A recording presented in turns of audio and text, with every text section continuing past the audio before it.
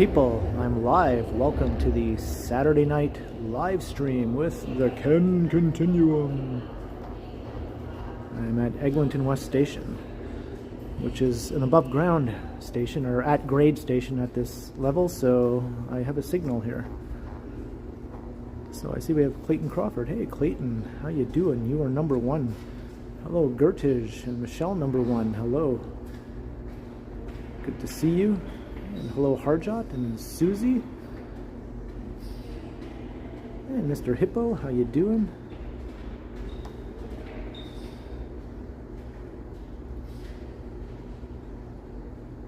Hey, Sunjub is here. Hello. And Brett Mallon. Good to see you. Hello, Ali BHD. Yeah, it's a bit cold. Not as cold as yesterday. It's cold, but yesterday was way, way colder. Who else we got in the house? Hey, Gabby's here. Hello, Gabby. Yeah, I'm bundled up sufficiently, I think. Hello, Cody. How you doing? Hey, Vivian Johnson. Good evening. And Shababalan. Hello. Good evening to you. Craig O'Connor. Hey, Wesley T. Bestest Times Reborn. Hello. Hello to Uncle Leo. Hello. I get it. I get it. I'm watching Seinfeld right now with Megan. She's never seen it. Hey, Whitby dude. How you doing? Hello, Kelvy. John G. Sirwick. Hey, Will Chan. Hadley Epstein. Pete R. Schnurtchick. Marsha Mack. Got a good crowd here.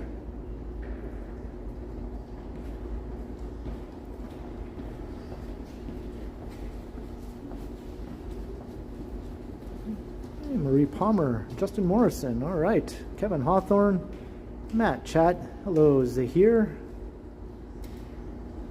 I like to walk, Michael Wynn, my goodness, hello Zandra, hello Rodrigo. I think I got just about everyone there. My apologies if I missed anyone. You'll get another chance, I'm sure, to say hello. So let's head up to street level. I mean, we're at street level basically, but we're not deep enough to lose signal here, and it's open air, this station. Hello, Philip Sousa. Hello.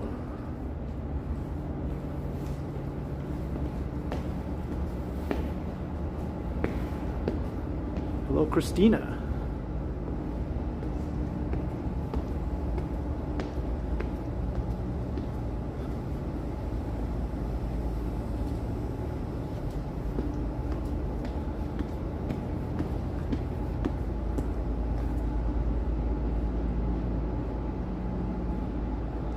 So these are the bus bays.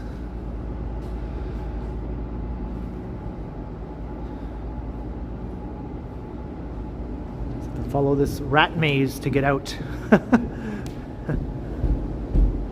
It's been a while since I've walked around Eglinton West Station.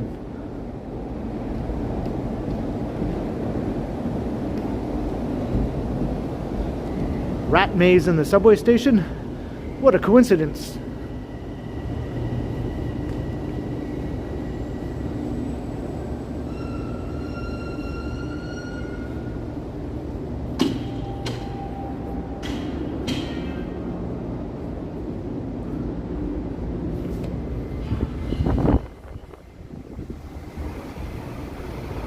And out into the elements we go.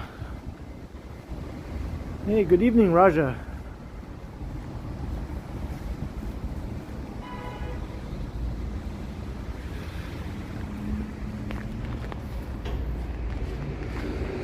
Let's see if this is any more easy to navigate as a pedestrian than it was last time I walked through here.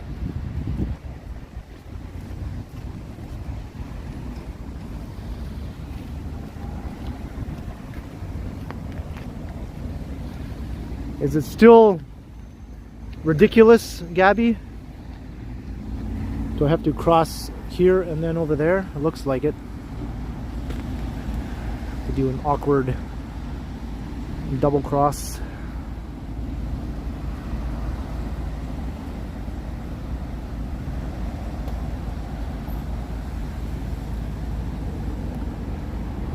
So all this traffic is coming off of the Allen Expressway here. This is where it terminates.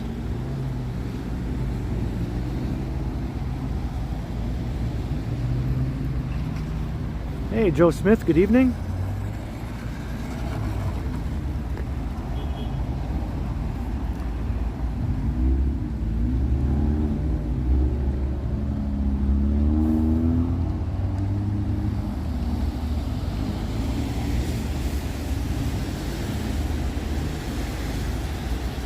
Yep, not very safe at all around here if you're on 2 feet. Hey, John O'Meara.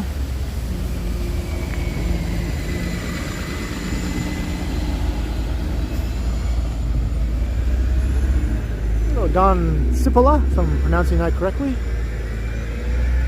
Cipolla, perhaps?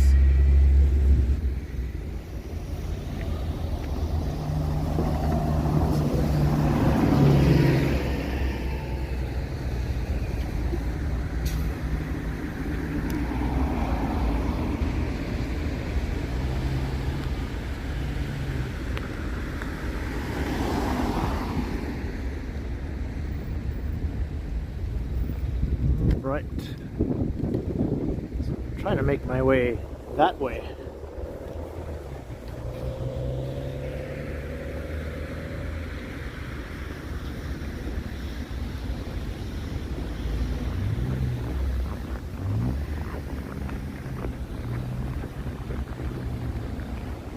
And we're on our way. All right.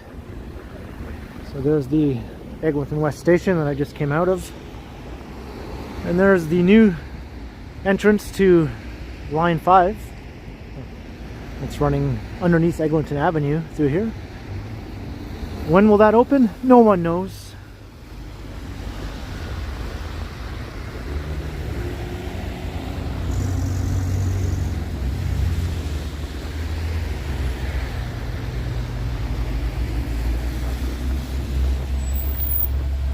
So we're going to walk along Eglinton Avenue through a few neighborhoods. And we're going to come into the edge of the Forest Hill neighborhood, and then I'm going to walk south along Bathurst towards downtown. Along the way I'll pass by Casa Loma. I don't think I've done a winter Casa Loma visit in a long time.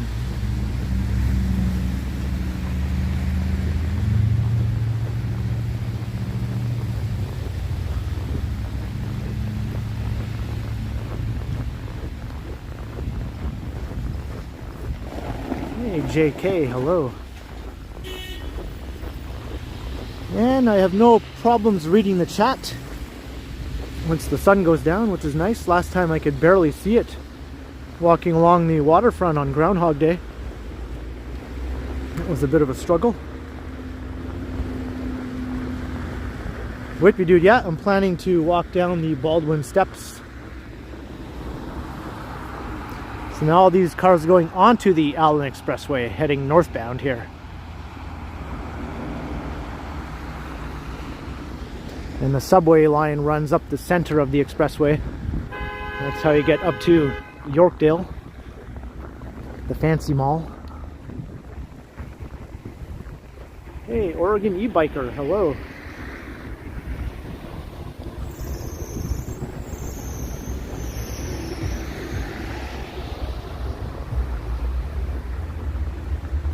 What is the sketchiest part of town to walk in? Probably downtown east, Moss Park area.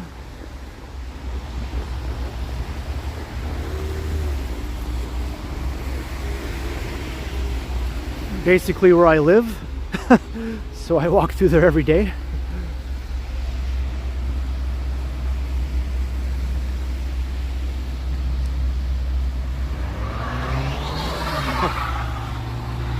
Is that all? Only 27 years to the year 2050. Hey, Skull Crusher, good evening.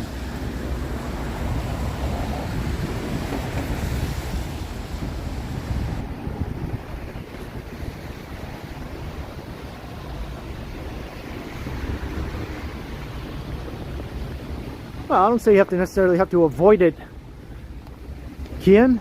In the daytime, I'd say, you know, it's no trouble walking around through there. Maybe after midnight, it's a little more dicey to walk around in, but I've done it.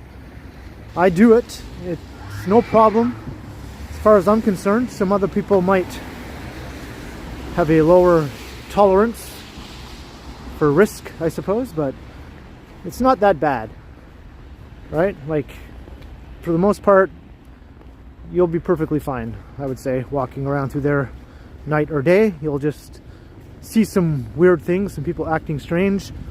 Maybe some people will say things to you. You just keep on walking. Just nod and go, okay, and then you just keep on walking.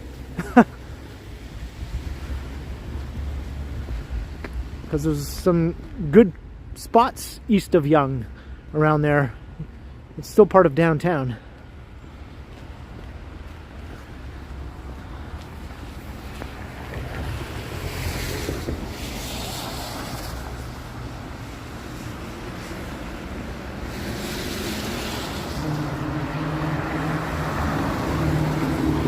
Gilhern, what's the temperature? I think around -5 Celsius.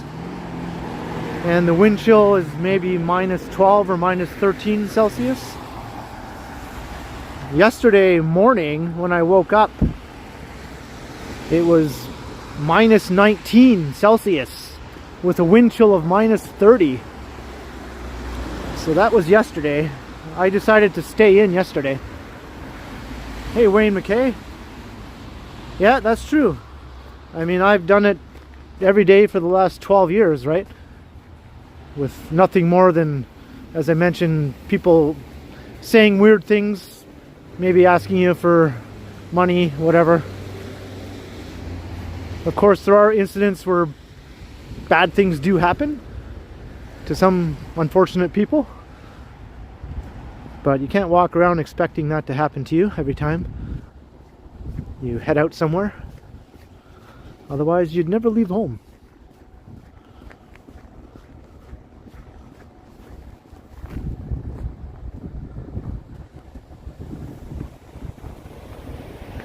The Dinkus Zone, yes.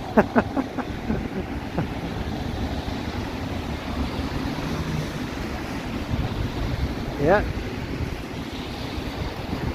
There's always potential for something bad to happen no matter what you're doing. Whether you're driving your car, taking a walk, riding the subway, taking a flight somewhere, riding a roller coaster. What are you going to do? Just bunker down and avoid ever leaving the safety of your bedroom?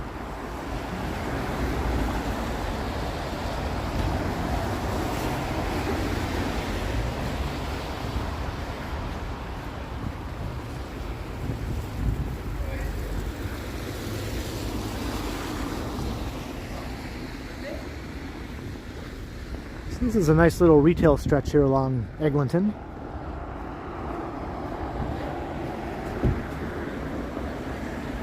Schnurchik, yes, I did hear that. I think the only location in Toronto will be at the Scarborough Town Centre.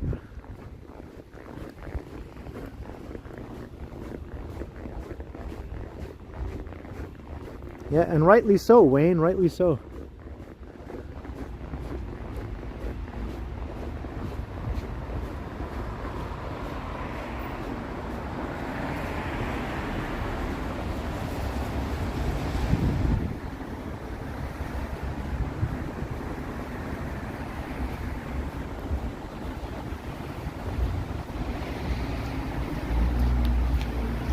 So I think we're technically in York right now, which is one of the 6 boroughs that Toronto is sort of divided up into. Just by name now, they don't really hold any official status anymore, but people still refer to the areas by their old borough names. Got Old Toronto, York, East York, North York, Scarborough, and Etobicoke. Those are the 6. That's why Toronto is sometimes called the 6. So this is York.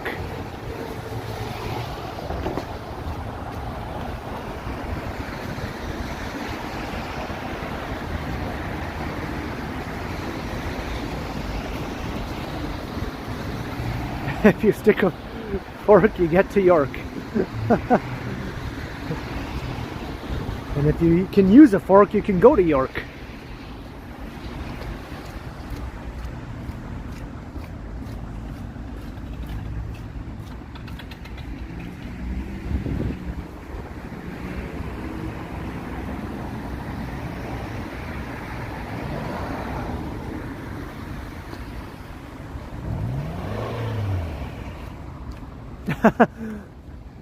Yeah, that kind of thing happens, right, Brett? Even though technically it is all Toronto. Whoa! I almost slipped on my ass there, and this car cannot even move. That's how slippery it is. I almost literally landed on my ass. And the car is having the same problem.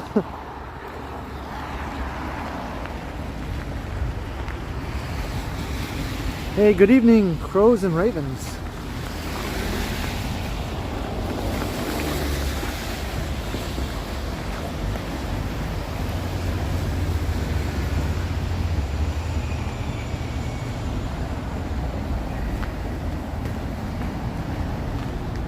Yes, I wasn't expecting it to be so slippery right there. Yes, William, I will indeed watch where my feet are.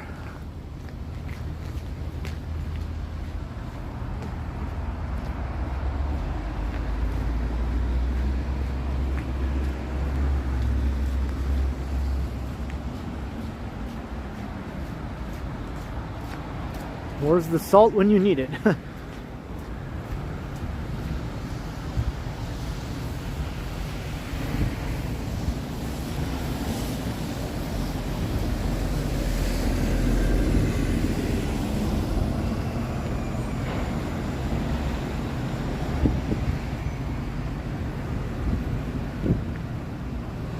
Well, things seem a little more less cluster effy around here than last time.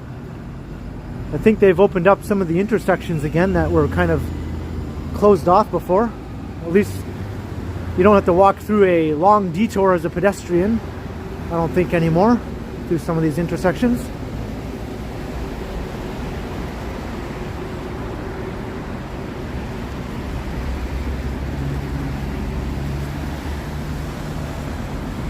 Yeah, we're feeling fine, William. Thanks for asking.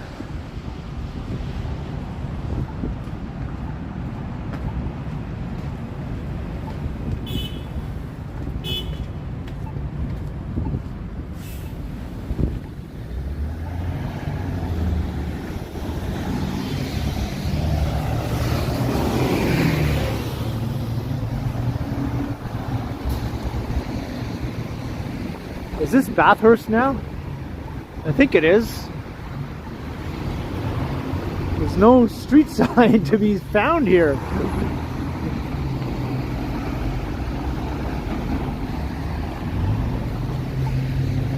I think that would be helpful.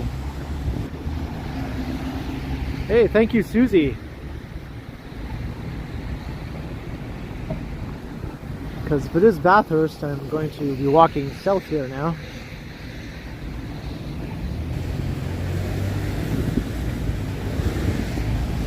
Oh, there we go. Okay, I see it on the other side. It is indeed Bathurst. All right. I thought so. It's a pretty major street.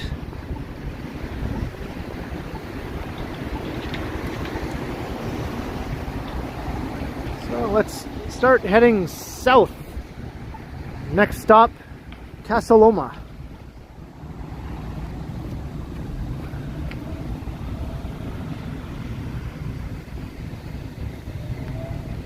Hey, happy anniversary, Gertish. That's awesome.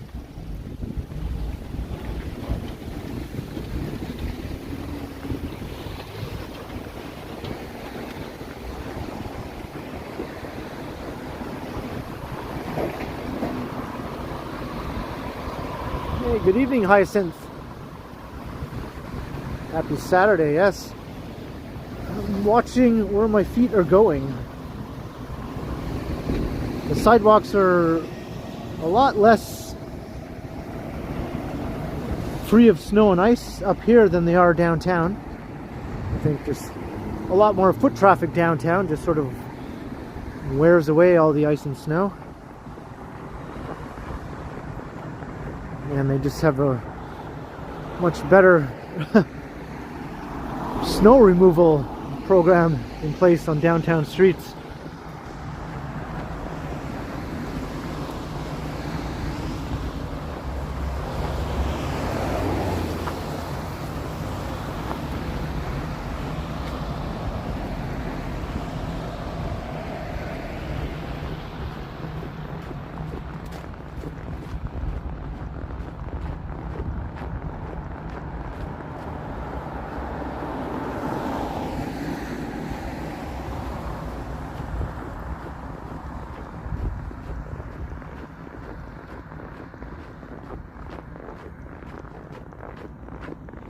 Hey Jenny, hello, evening.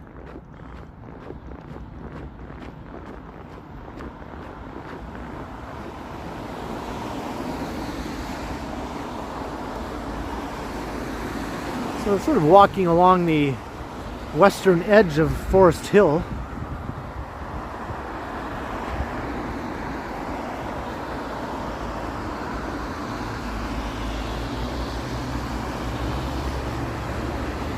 And you'll see things like synagogues and Hebrew schools along here. It's a big Jewish community in this area.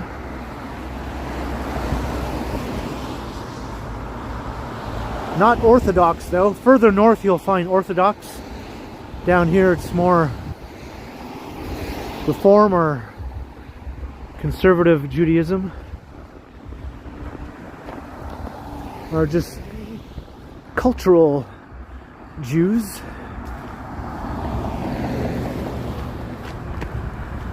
Who aren't particularly religious. My Vessies are doing the job, yes. My feet have had no issues at all since I started using these.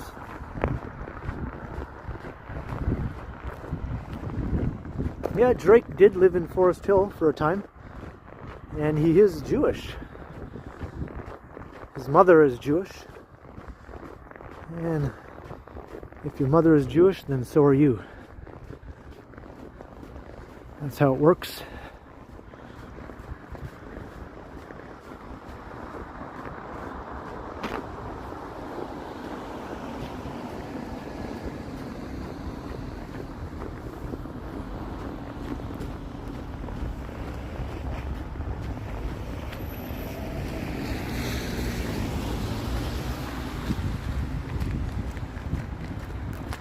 Yeah, Drake moved around a bit. People like to make a big deal about how he lived in Forest Hill. He did, but he wasn't like living in a mansion or anything. He was living in a basement apartment with his mother. There are actually apartments in Forest Hill. It's not all big $5 million houses.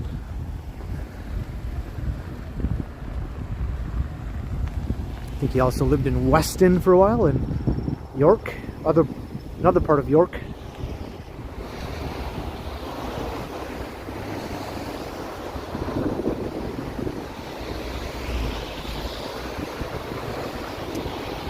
Raja, yep.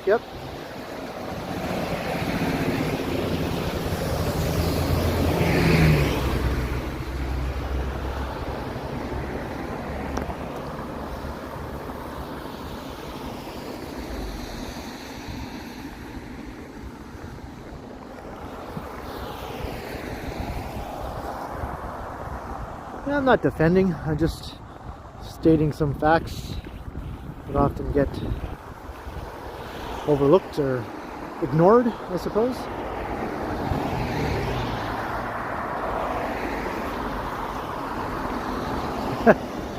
Yeah, Joe Smith. Now he's on the bridle path.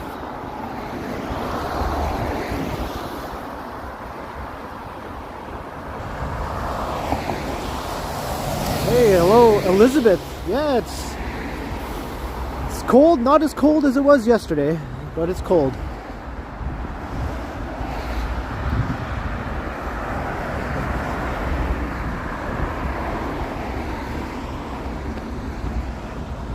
Hey, welcome, Elizabeth. Glad to have you here.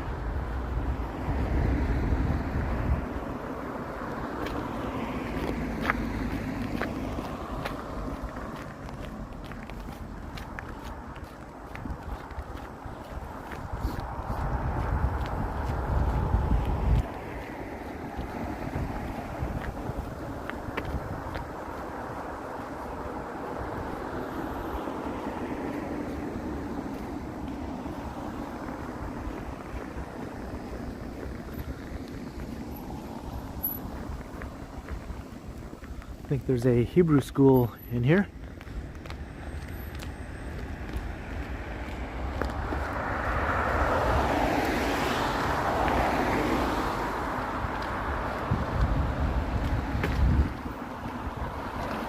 Hello, Maroof.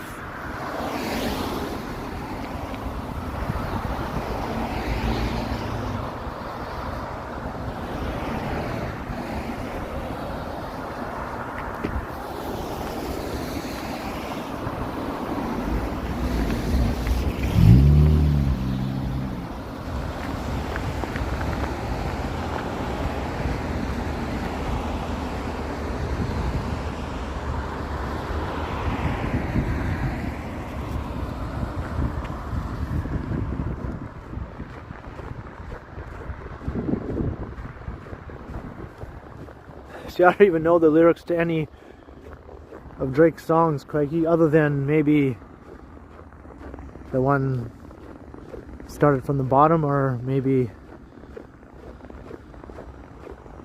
that Bling song, whatever it was called.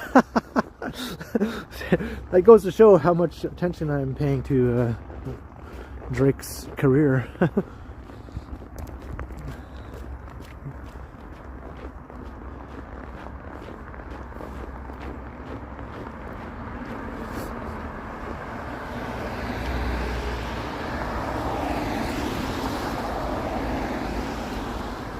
Finesse down Weston Road. Yeah, I have heard of that one actually. I think I actually quoted that when I did a video while I was walking down Weston Road. So I'm finessing down Weston Road. Hey, out and about with yours truly, Lizzo. Hello. Good to have you here.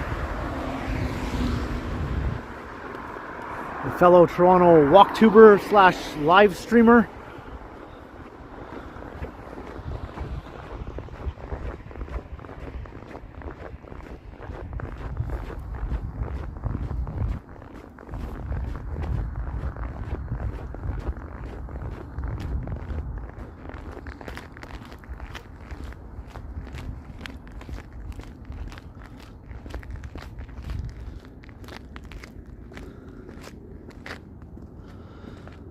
Some nice older apartment buildings along here, and further south on Bathurst there's a lot of them actually.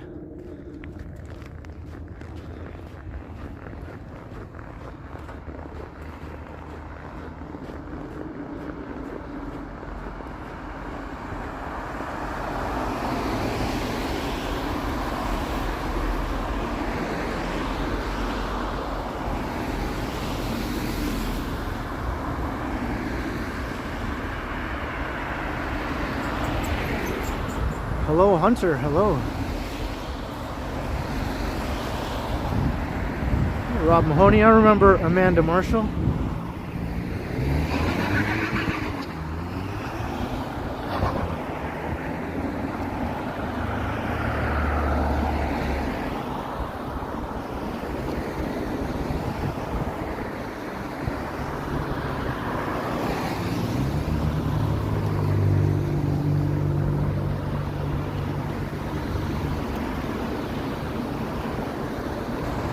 That's the one.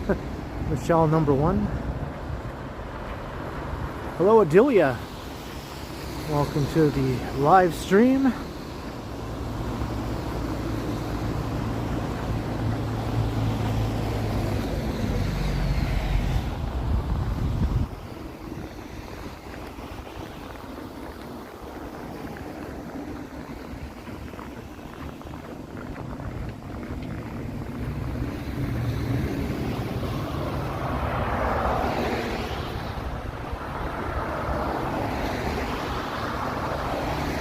The number 7 Bathurst bus going all the way up to Steeles, which is the northern boundary of the city of Toronto.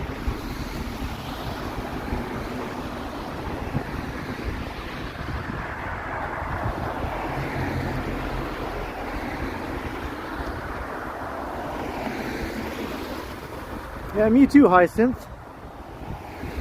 Since this was outside of the limits of old Toronto, about 100 years ago, Toronto started making it really hard to build walk-up apartment buildings in the limits of old Toronto. So developers started building lots of walk-up apartment buildings just right over the city boundary, which happened to be in this area.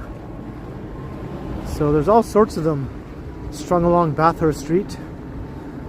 I think it was kind of stupid of the city to try to stop the building of low-rise walk-up apartments in the first place. I'm not sure what they were trying to accomplish there.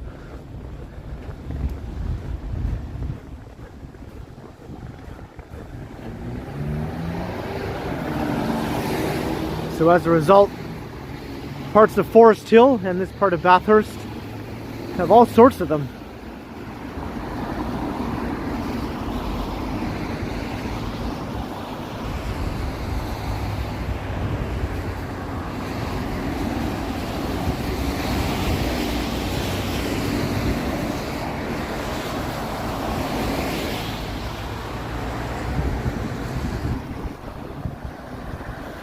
So a lot of the oldest walk-up apartment buildings within the boundaries of old Toronto were built over 100 years ago. In like the first 20 years of the 20th century or so. And then they sort of tried to put a stop to that for stupid reasons.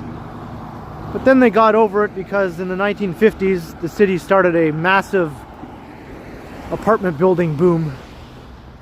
But unfortunately those buildings were not the neat little charming walk-up brick apartment buildings that you see in the older neighborhoods. They were the kind of the blocky slab or commie style apartment buildings that started proliferating all over the place.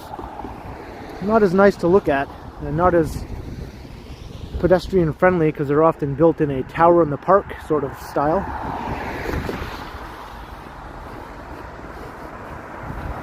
But Toronto went ham though. They built thousands of apartment buildings like that from the 50s to the 70s. Probably more than any other North American city at that time. So as a result, everywhere you go in the city of Toronto, you see these tall apartment buildings popping up all over the place. And they all have a similar look.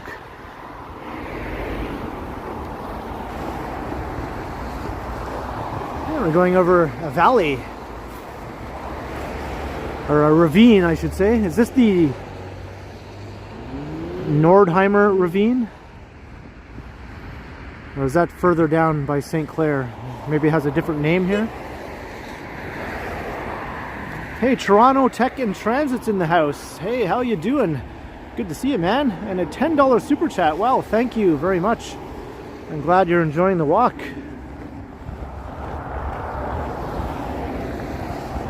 Toronto Tech and Transit is another local live streamer slash walk tuber. He's an awesome channel. He live streams a lot, as does Lizzo. Hey, Davey Bukaj, hello.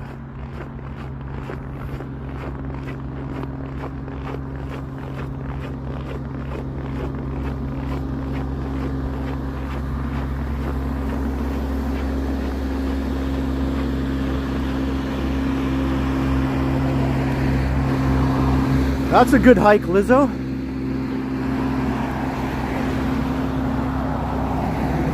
So racked up some steps on that day. On Groundhog Day, I racked up over 30,000 steps on that day. I've done that before, but I don't think I've done it in the winter time on a cold day before. It's a lot easier to do on a nice warm day.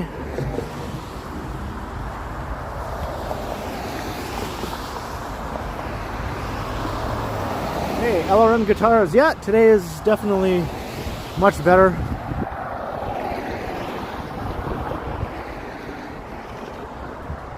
Hey, Scott Briggs, hello. Clayton, I was chasing groundhogs all the way to Etobicoke.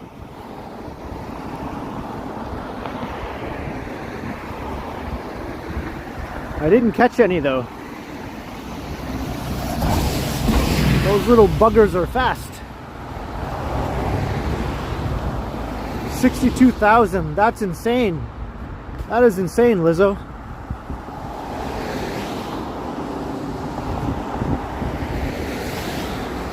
I think I've only walked that many steps one time in one day. And that was a long time ago, before I had my channel.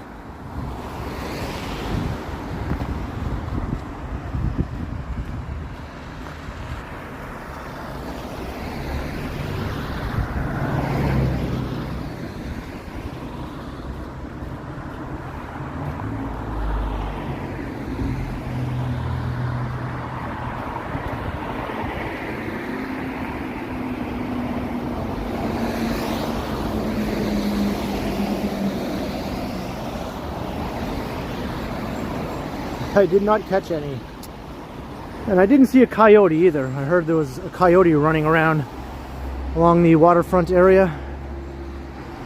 I was unsuccessful in spotting wildlife on that day, other than some geese. Lots of geese.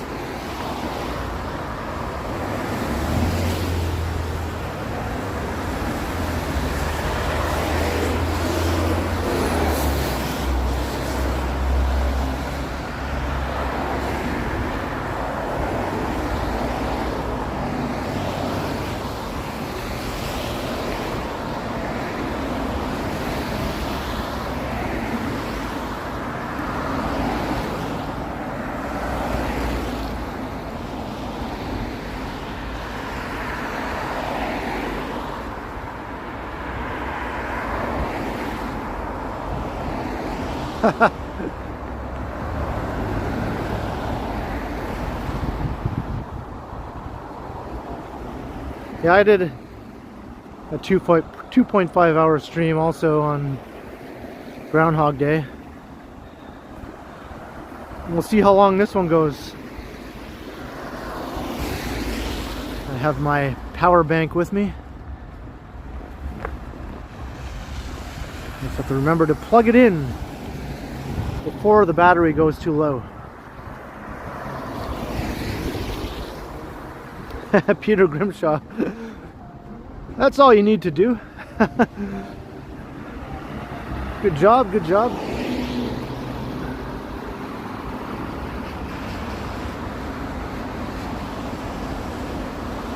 Wow, I'm sure if you just Google it, Prozy, like how many steps and how many kilometers, it'll probably give you a pretty good estimate.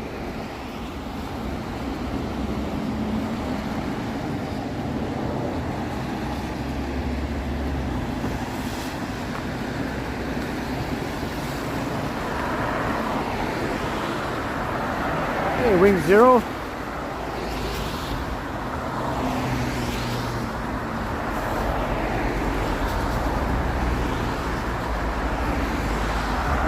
Mark Ruan, I just use a smartphone. Johnny uses an iPhone, I use a Samsung Galaxy. I think either are pretty equally good for that.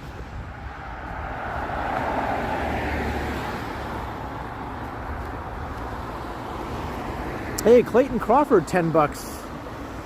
Ken, you are a trooper. Get something warm to drink. Wow, thank you, Clayton Crawford. Your support is awesomundo. I'll definitely be seeking warmth after this stream is over.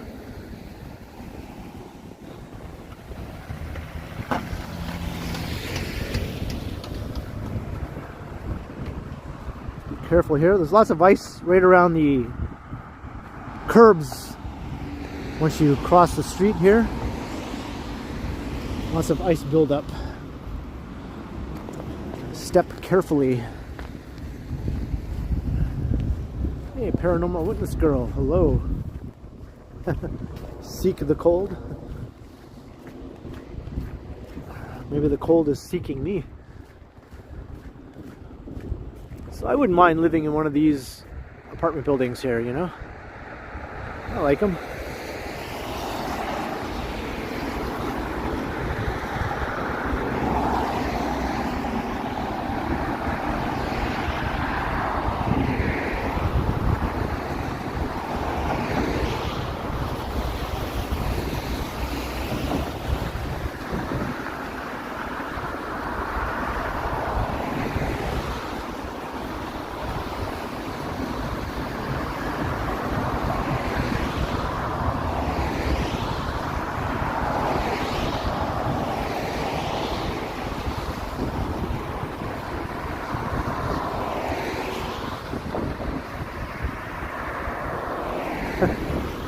The buildings are tilted. It kind of does look a bit like that. I'm sure they're probably not, though. I think the ground is tilted.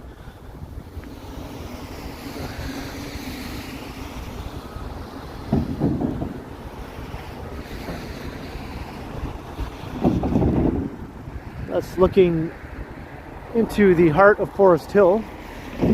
Forest Hill Village is down that way, along Spadina Road.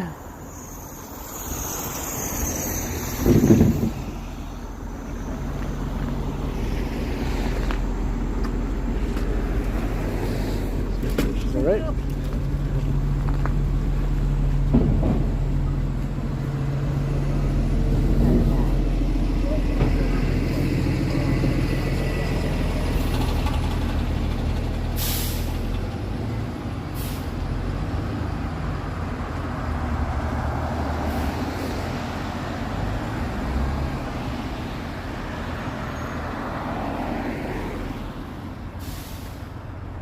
Sebastian just arrived in Toronto.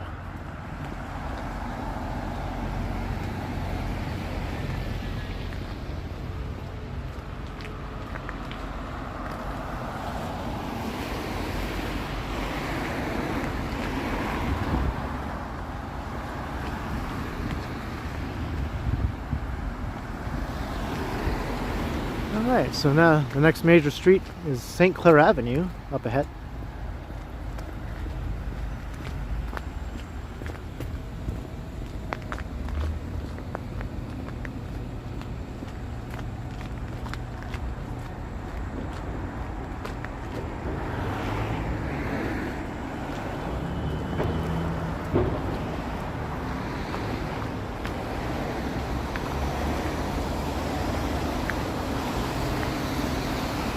Paying taxes on a house is insane, yeah. That's why I don't mind being a renter. Especially in a rent-controlled building that I've been in for over 12 years now.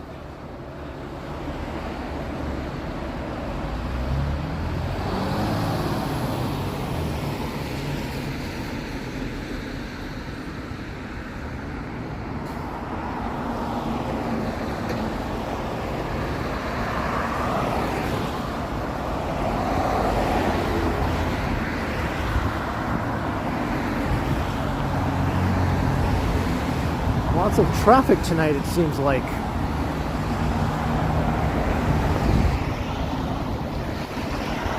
Crikey, when I first moved in, I was paying $6.95, all inclusive.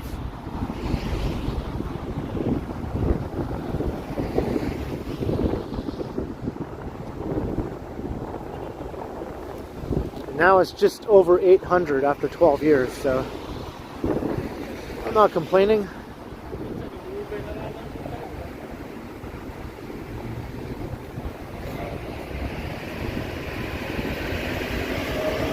St. Clair Avenue.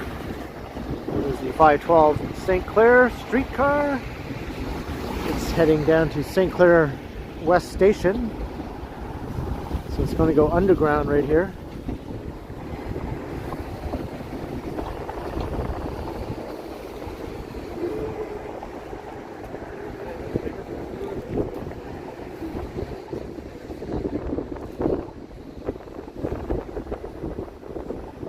Yeah, crikey, I mean, sometimes it feels a little on the puny side for my liking, but I can handle it, you know?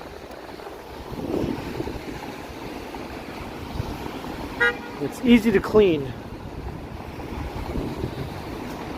Just go around for 5 or 10 minutes and it's pretty much all cleaned.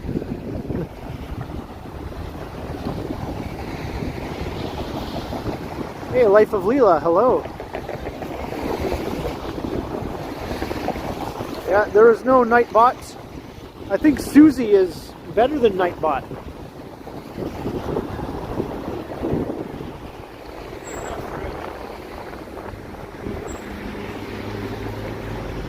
She does everything Nightbot can do and more.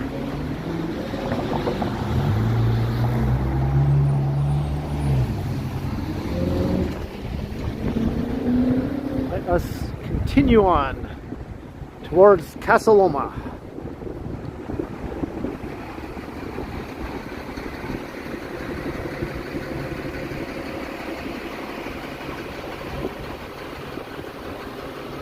Oh, Mark Ruin, you have a question? I think I missed it.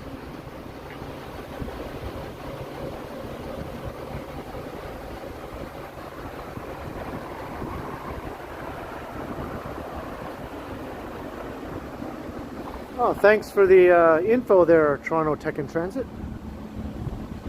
How much are property taxes in Canada? Well, it varies.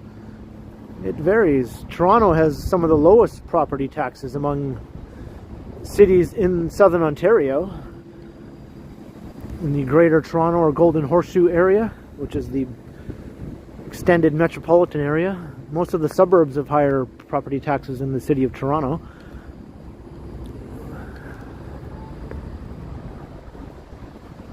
All right, Google has all the answers, that's right.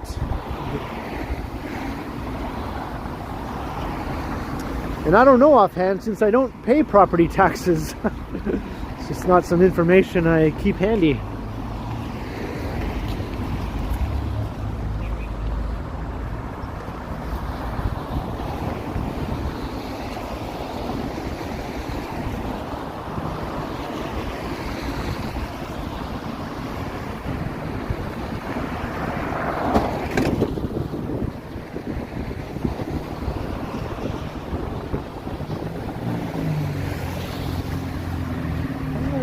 Slippery around here again. Got the icy sidewalks have returned.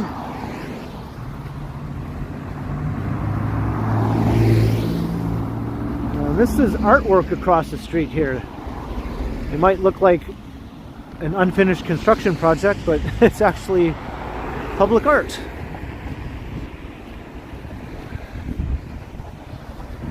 That's crazy, LMR Guitars. Yeah, Oakville is one of the wealthiest suburbs of Toronto.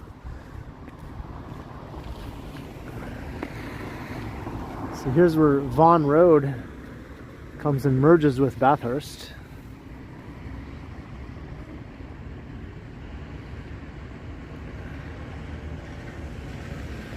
And Dutch Dreams ice cream place is just up there.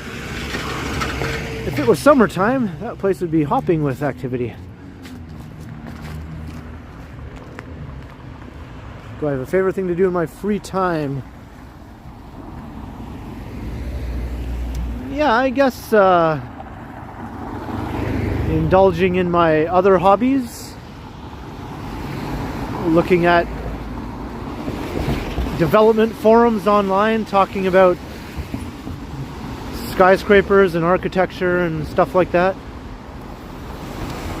and just browsing other YouTube channels that I enjoy. I watch a lot of other YouTube content.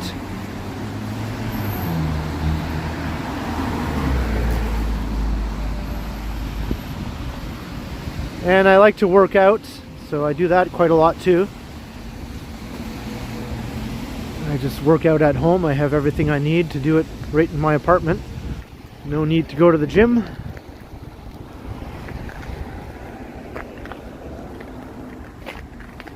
So I guess fitness. Listening to Sloan and the Beatles, that's right. I digest lots of Beatle content.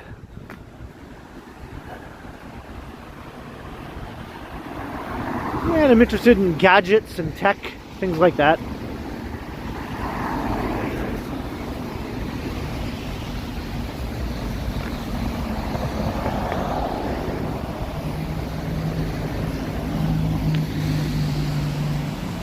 And I spend time with Megan, actually, when she's in town.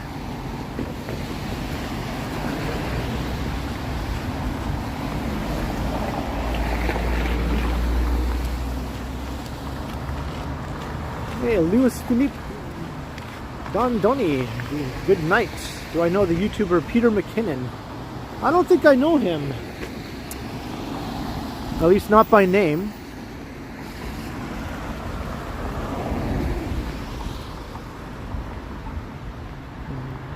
Yeah, Ali BHG, I've seen him walk past the Dakota building before during some of his streams, yeah, where John Lennon and Yoko Ono lived. I've been there a couple times myself just to check it out.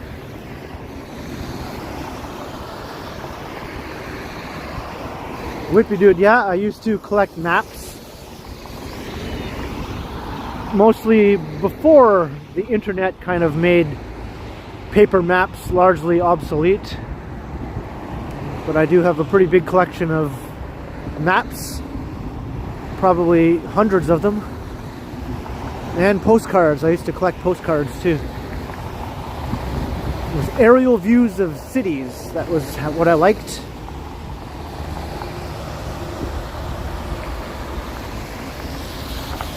Neville, yeah, it's quite possible. Although it's hard for a Canadian YouTuber to do YouTube content in the US due to the tax laws. It's kind of a drag, really.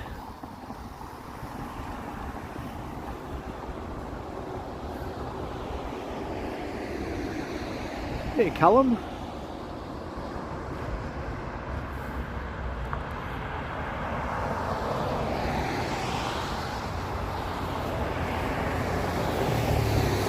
Crikey, I didn't really have a plan regarding that. I was just taking things I was interested in.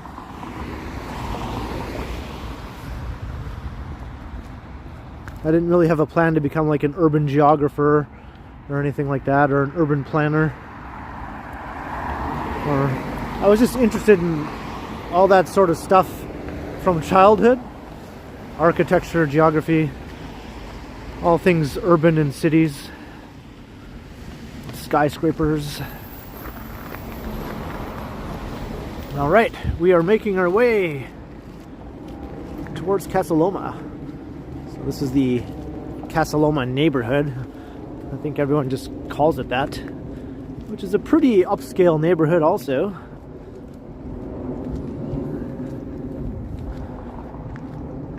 We're just south of Forest Hill.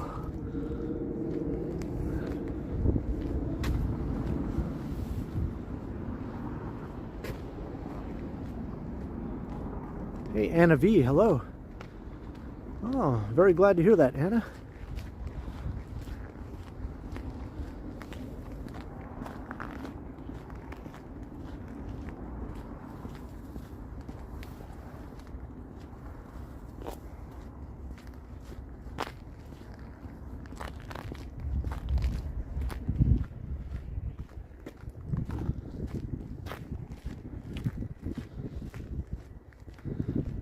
I don't know what the world LMM guitars, but it's definitely on its way to being #2 in North America. because it's going to overtake Chicago in the very near future. So only New York will have Toronto beat.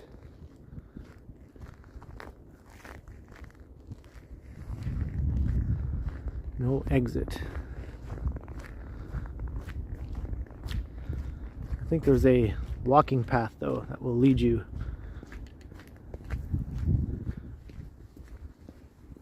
from the end of this street over to Casa Loma. Hello, Laura.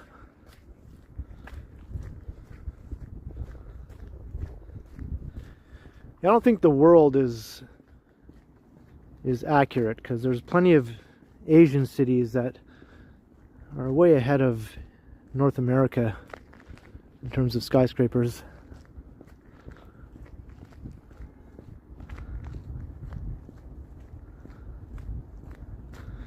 Hey, being second in North America is nothing to sneeze at. That's very impressive.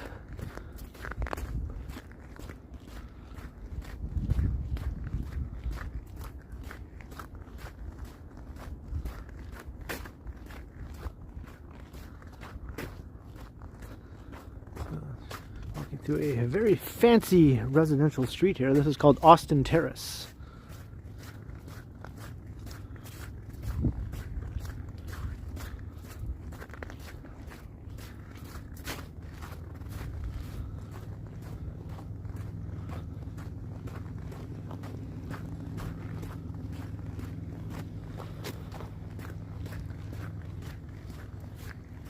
Not Austin Powers. No, baby, no! Oh, dang, is this the wrong way? I might have went down the wrong street to get to that walking path.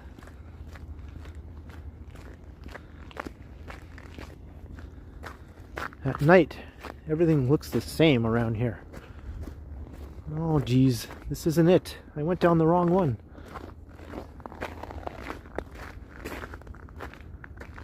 Ay, caramba! And I looked at that intersection back there thinking, okay, there's a fork here. I have a 50% chance of taking the right one. Because the way the street sign was oriented, it wasn't clear if this was Austin Terrace or the other one was Austin Terrace. The street sign was sort of at a very kind of not clearly marked angle, not clearly set angle.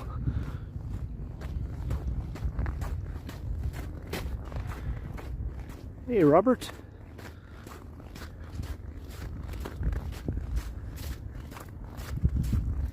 It was like a wishy-washy. The street sign was wishy-washy. That's a good way to say it. It's like, is it here or is it there? I don't know. Could be either. I don't know.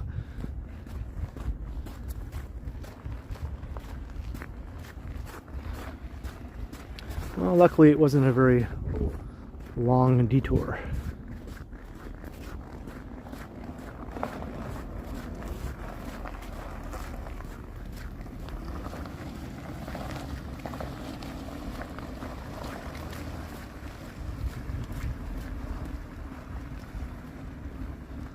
This is why I don't often stray outside of downtown.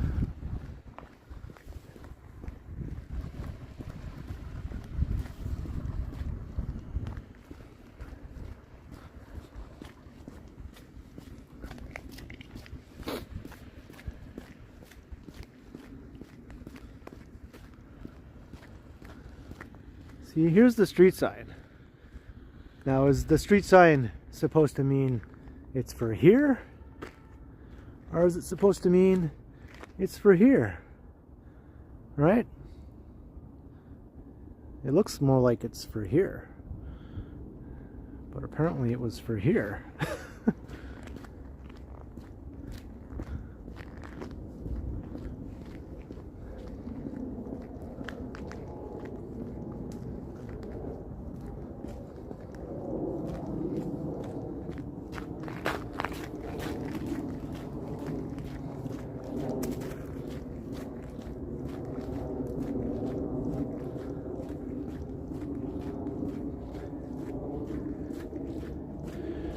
I took a wrong turn and I ended up in Albuquerque.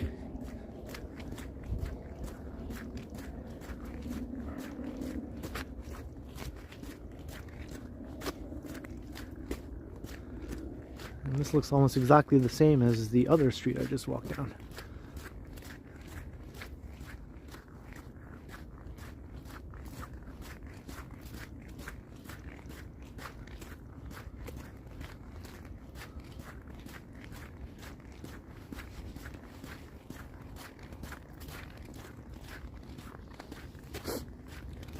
Number of buildings over 12 stories. Well, that might be more of a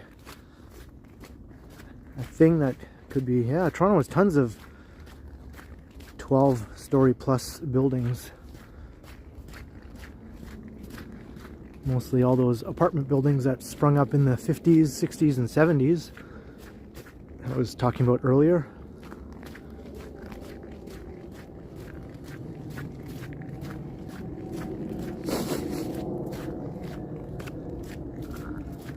I think on skyscraper page, Toronto might be ranked highly for number of 12-story buildings.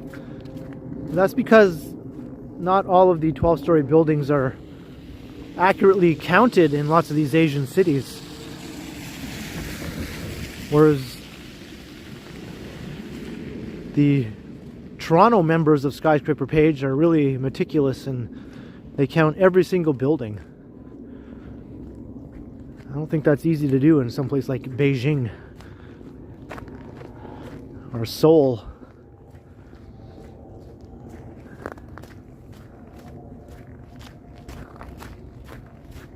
There you can see Casa Loma up ahead, all lit up.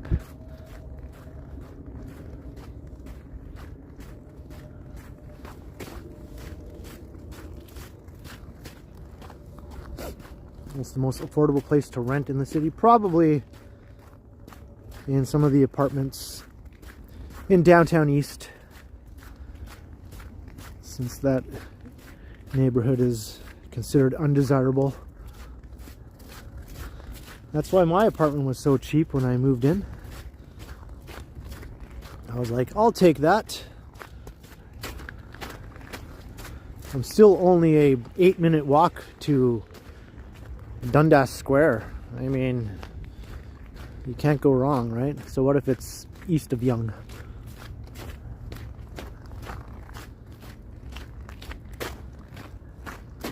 Look at this giant house in here. It's not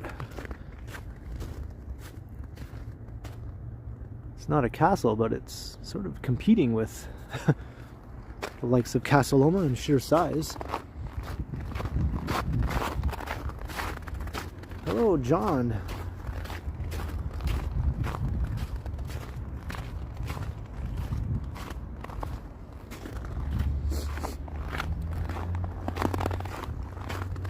Luis, well, most of my favorite movies tend to be either science fiction or comedy.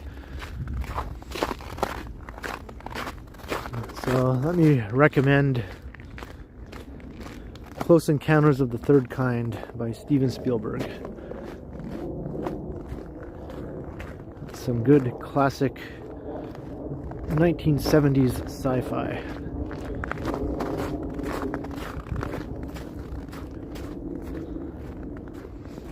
And most of my non-fiction books are science fiction also.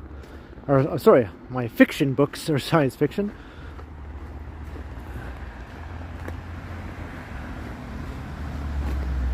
So let me recommend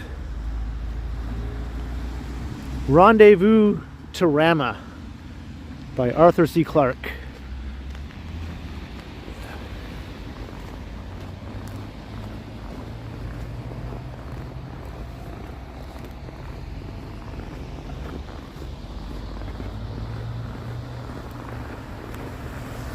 Nicholas, I have been to New York City a couple of times.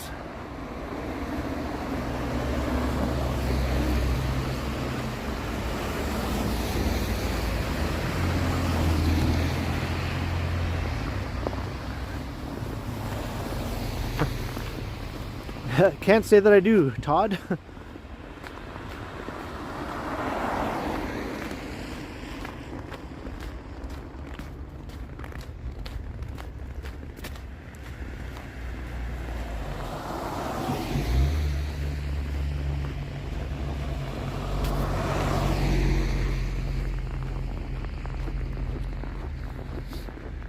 There it is. You like the movie Old School? Yeah, I liked it when it came out. I thought it was really funny.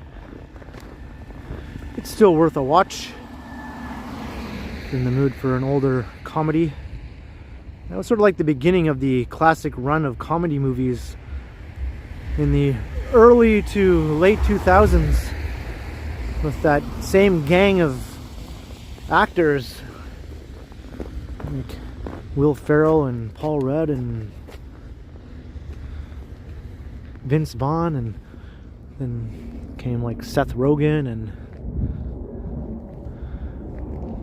James Franco, you know, that whole gang. Jonah Hill, Ben Stiller, all these guys were in each other's movies. Luke Wilson and Owen Wilson. And Steve Carell, of course, can't forget him. Basically Anchorman. I think everybody is in Anchorman that I just named. They're all in that one movie.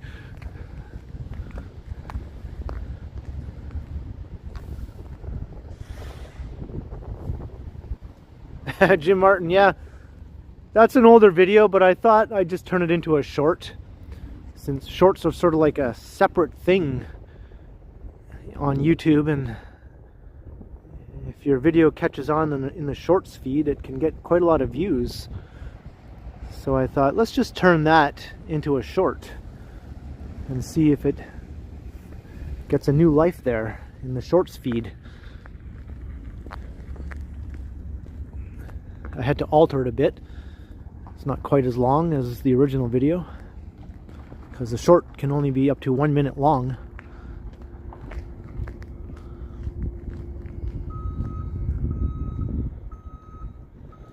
You do shorts, Susie? I want to see your shorts.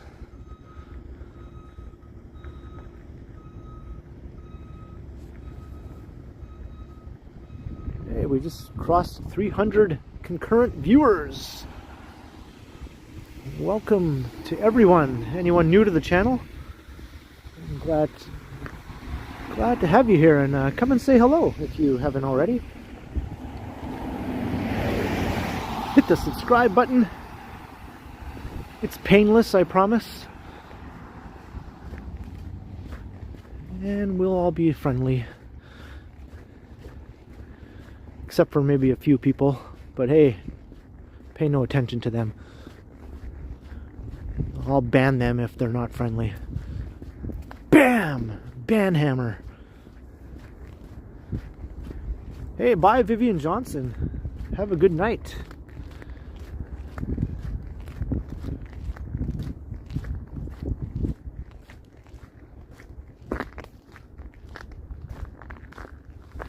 Hey, that's the thing. When you make a short out of another video, like one of my videos, you have to change the orientation from landscape to portrait. So you have to do a little bit of editing magic to change it into a properly oriented video for a short.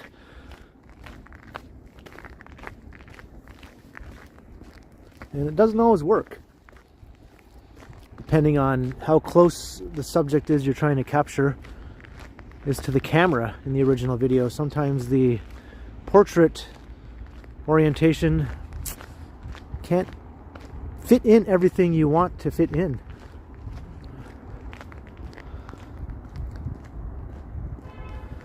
Like just yesterday, I was trying to turn a video of Megan and I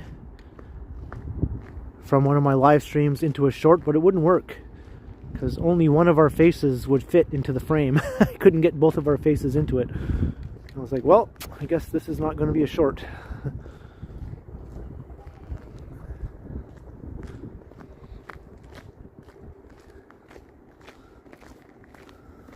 So that was the famous Casa Loma.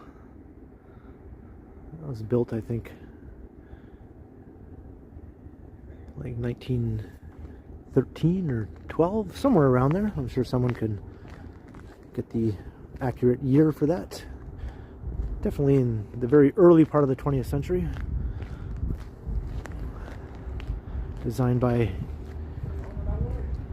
E.J. Lennox, I think, is the name of the architect. He built a bunch of other buildings around Toronto too, or designed.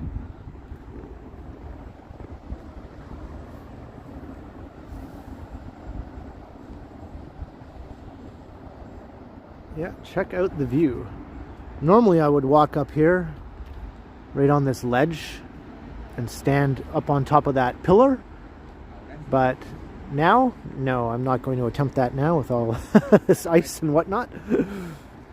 I'd rather not fall down and bounce down the Baldwin steps like a ping pong ball. Hey, Oliver, hello. $10. Enjoy an espresso. Thank you very much, Oliver. That is a very kind and generous donation to the channel. I appreciate it.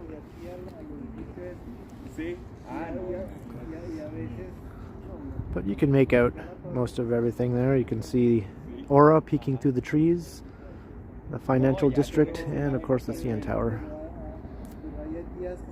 That's looking down Spadina Road.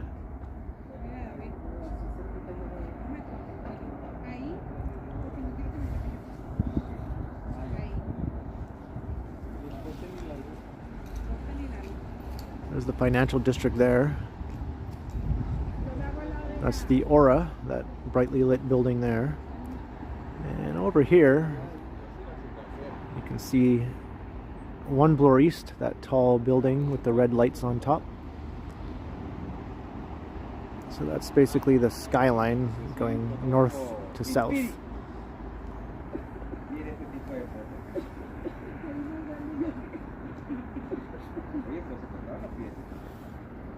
What is my battery right now? 44%. I think this is a good time for me to plug in my power bank. So I'm just going to go over here to the bench. I will put this down.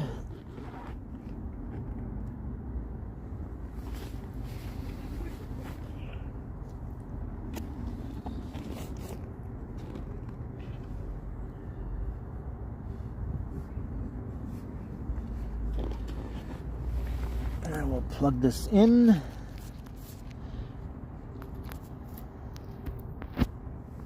Okay, we are plugged in. Where's Getty and Alex? They're probably somewhere in the city right now. Probably at home. I think Getty lives in Rosedale. I'm not sure about Alex.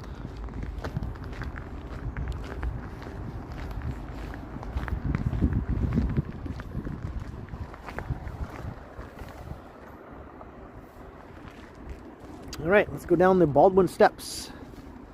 It's a big staircase here.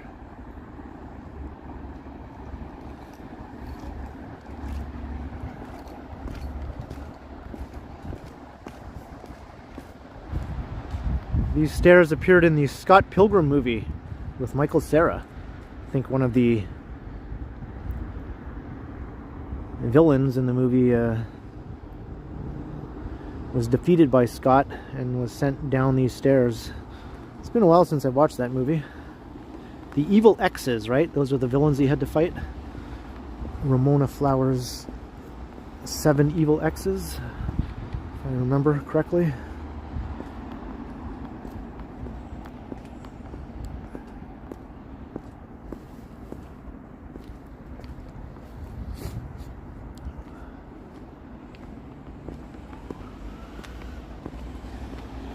Michael Cera is another one of those actors I was talking about earlier who appeared in all these movies in that time period from early 2000s to around 2010 or so.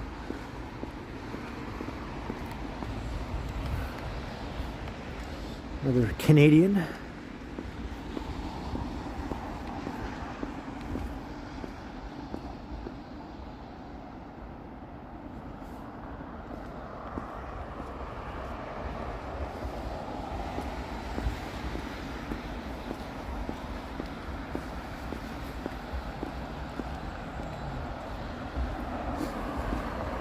Yeah, from Brampton, that's right. Be a greater Toronto area boy.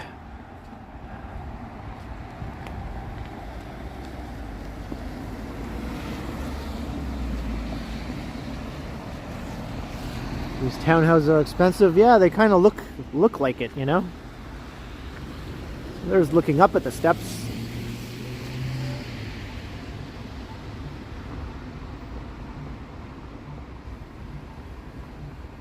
Is it a toll staircase? If it is, I didn't pay the toll. Whoops.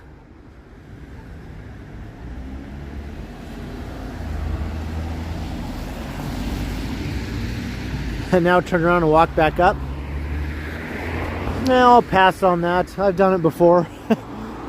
I know I can do it. I don't need to prove it to myself once again.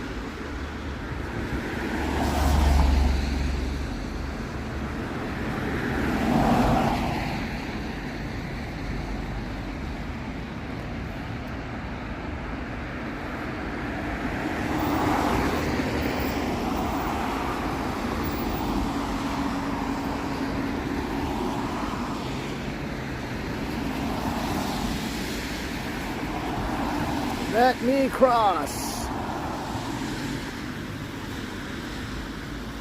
All right.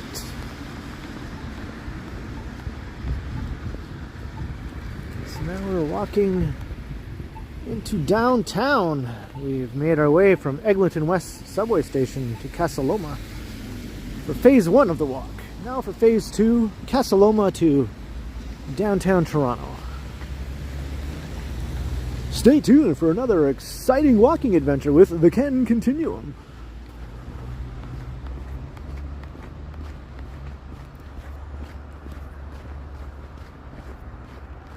Whoa, it's slippery around here. Hey, hello, Ida.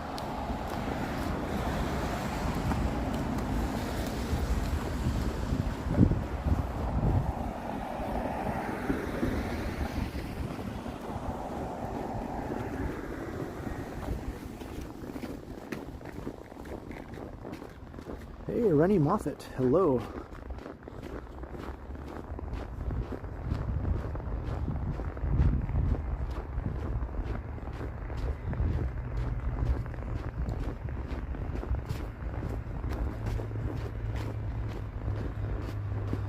These sidewalks look like the sidewalks in Montreal that I saw during one of Johnny's streams. Well, I guess he only did the one stream walking around.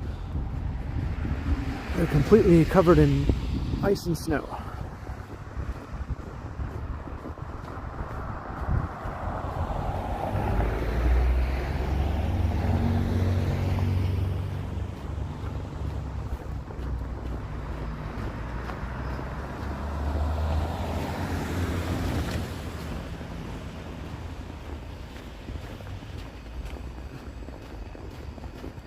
All right.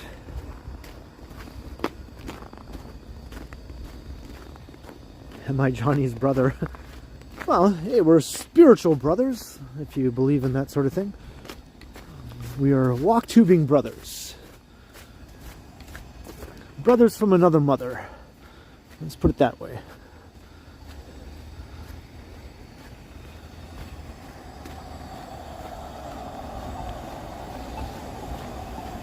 But he looks like a boy band member, and I look like a 90s rock musician. How could we possibly be related?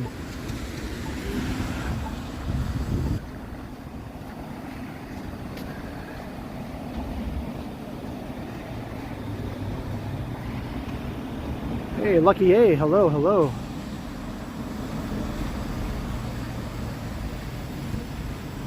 Hey, good evening, Pittsburgh, RPG.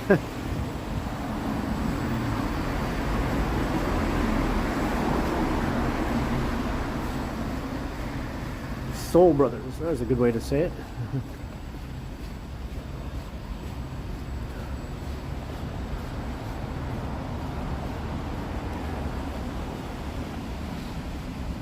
Rebellious? I don't know if I'm more rebellious necessarily.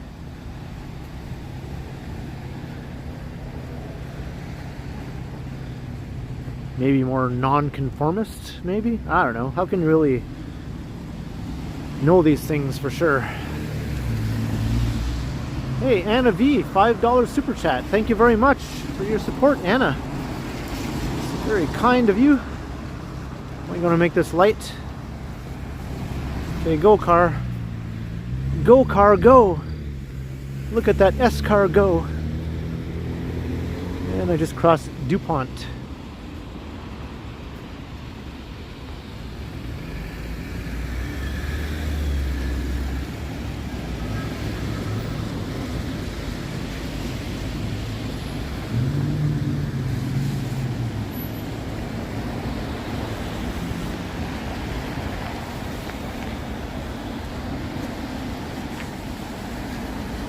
Yeah, there is a bit of a age gap between me and Johnny. I'm 11 years older than him, so I did kind of experience some stuff at a certain age that might have influenced me a lot more.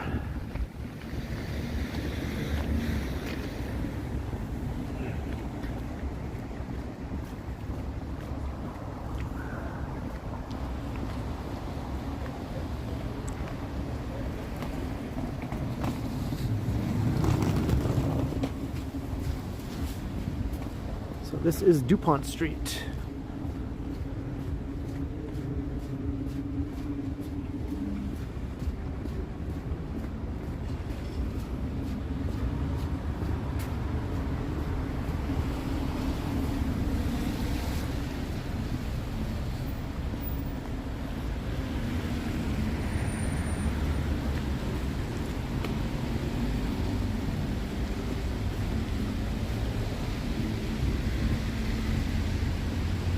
The sidewalks are a lot better here.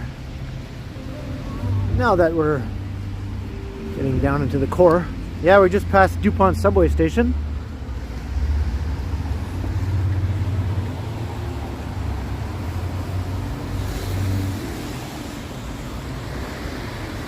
And my battery power is holding steady at 41%. Power bank doing its job. I didn't even have time to fully charge the power bank though. But I think it is charged enough. These things take a long time to charge. Hello, El Caldero Magico. You like my live? Well, thank you very much. You love salt in Mississauga? I'll make it to Mississauga. I will, I promise.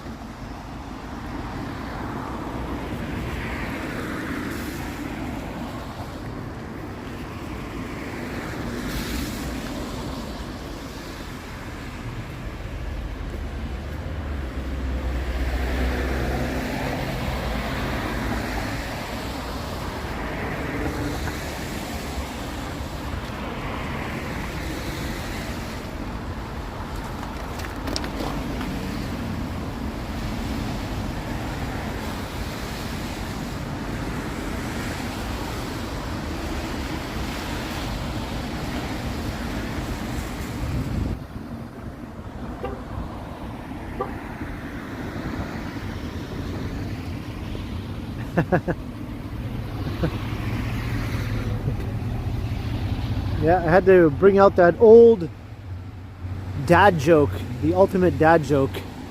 Might even be a granddad joke, right? Look at that escargot. Like, what an old, corny ass relic of a joke that is.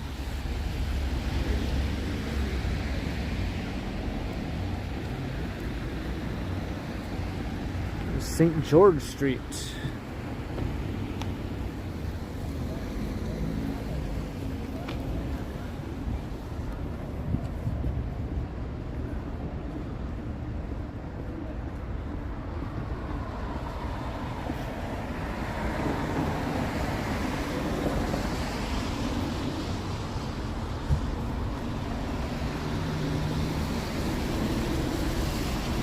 That's kind of a neat coat.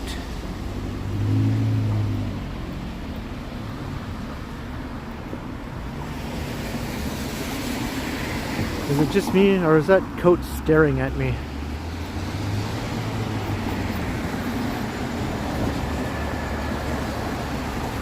Picard, warp 9.9, engage.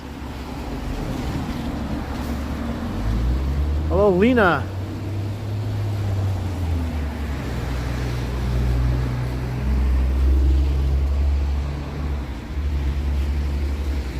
And now we're on Davenport Road.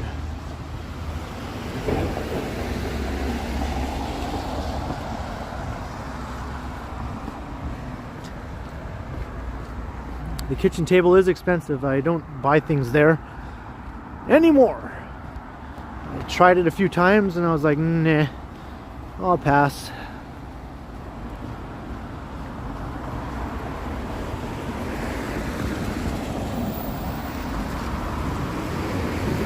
So Babalan, we are on the northern sort of boundary of the annex here. And Yorkville. Once we pass Avenue Road, we'll be walking along the northern edge of Yorkville.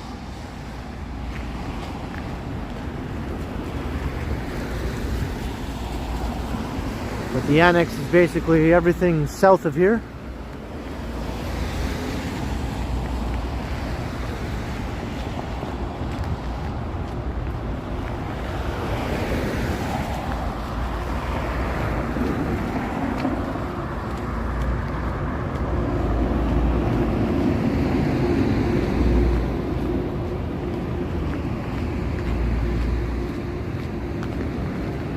Working at the car wash now. At the car wash. I don't think anybody's working there. I think that's totally automated.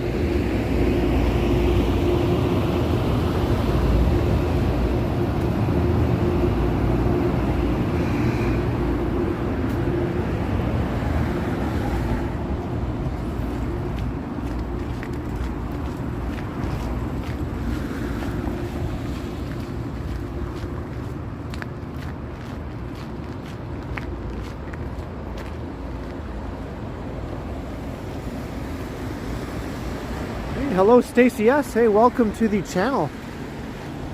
Watching from Los Angeles. Yeah, this area is kind of at the northern edge of downtown, so it's a mix of residential and commercial. A lot of these businesses here are in what used to be old houses, but now they've been converted to commercial uses. So a lot of these houses date from the late 19th century, so they're rather old, as is most of the built-up area around here. But there's a big residential area just south of here called the Annex, with lots of homes from the late 1800s and early 1900s, and it's a very expensive area.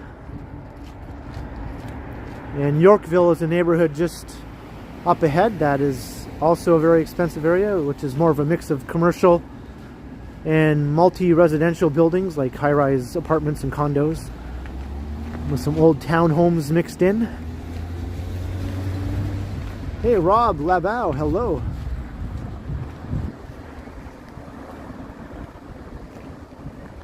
Hello, Colleen.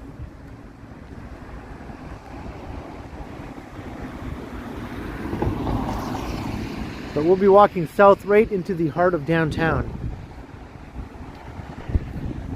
So don't go anywhere and you'll see what that looks like. And there you can see the CN Tower off in the distance.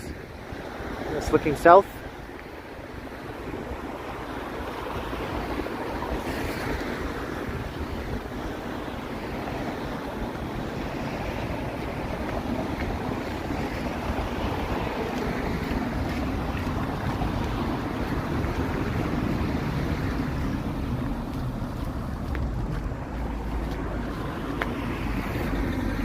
Yeah, in the late 60s, mid to late 60s and very early 70s, Yorkville was like a bohemian neighborhood, like Haight-Ashbury in San Francisco or Greenwich Village in New York.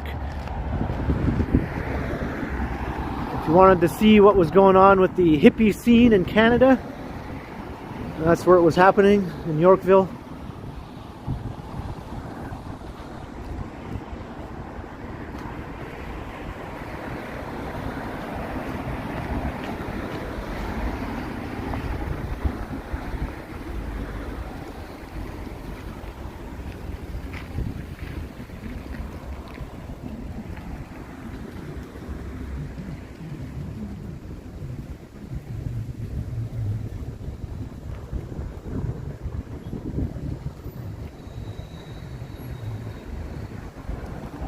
And I think after today, the weather's going to start to warm up a lot. So this snow is going to melt.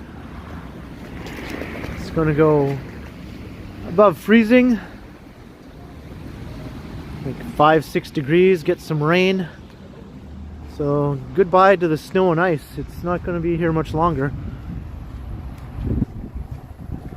Hey, hello Estelle, welcome.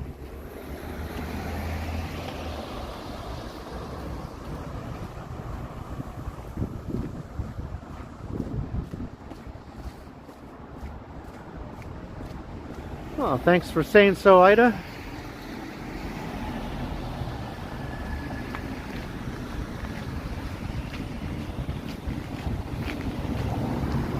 What is this store? Antonia's. I guess it's over here, according to the arrow. It's like, we have a window here, but that's not where the store is. Oh, here's the entrance here. Okay.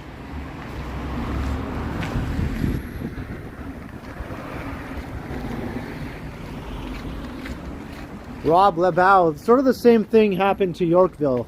By the early 70s, the kind of peace and love era had ended, and it started developing some real problems.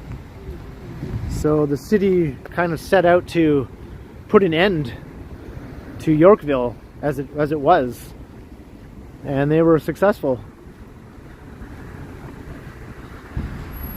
Then it became a gentrified upper class luxury shopping area.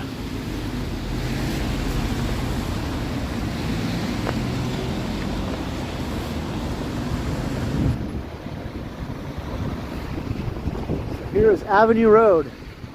So that's looking down to the heart of the city. So we have Yorkville here on the left, the annex on the right. And across the street is Ken's Flowers over here. There you go. Ken's Flowers, that's right.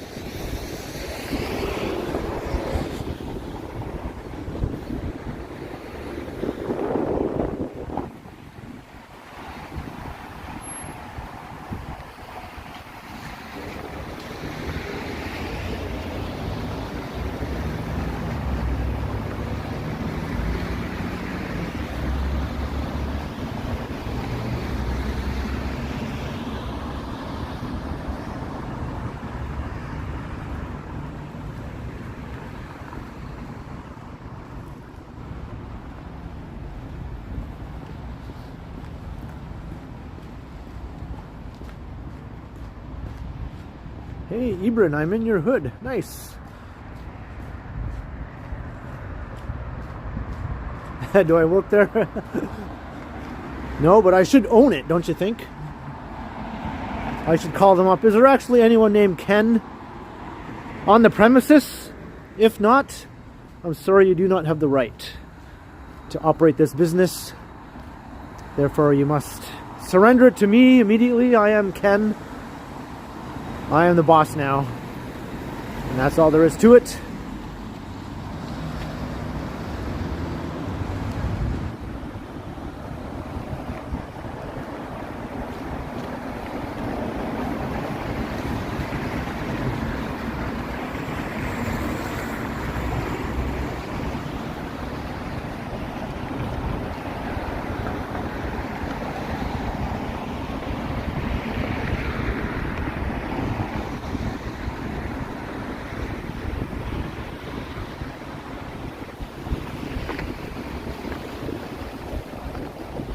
Walk through a nice residential structure. I think this is Hazleton Avenue. This will take us right into Yorkville. So these houses are very expensive here. Old, late 19th century era townhomes mostly, with some newer builds mixed in.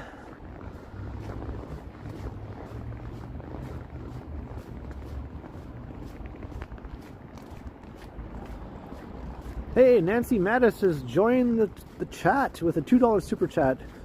You're late to the party. Hello, Matt. Nancy, no worries, no worries. I still got quite a lot of walking to do here. I'm gonna make my way all the way downtown. Thank you very much, Nancy, for the $2.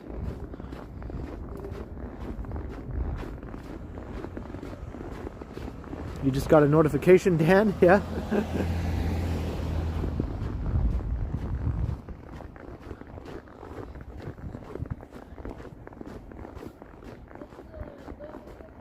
Whoa, slippery there. I haven't slipped and fallen yet this winter. See, I love these. This is my favorite style of old historic townhomes here.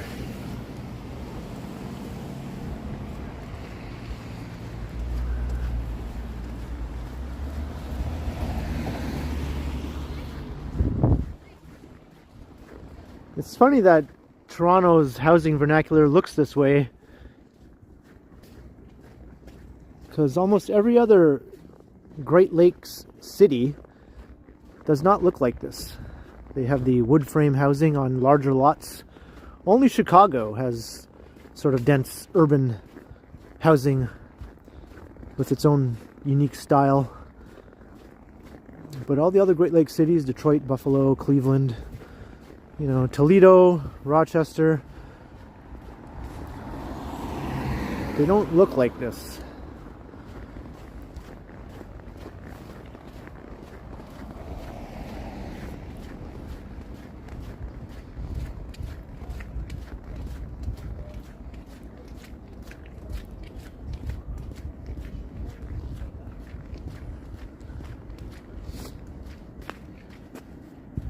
See how close we are to the heart of Bloor-Yorkville. Oops. Gimbal. The skyscrapers towering off there. Not too far away.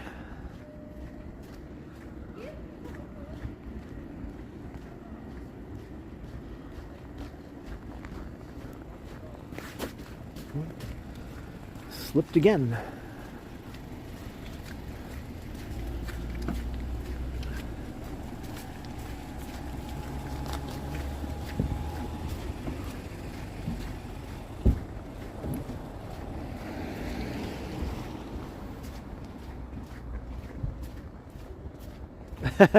Mr. Hippo, I'd love to see that.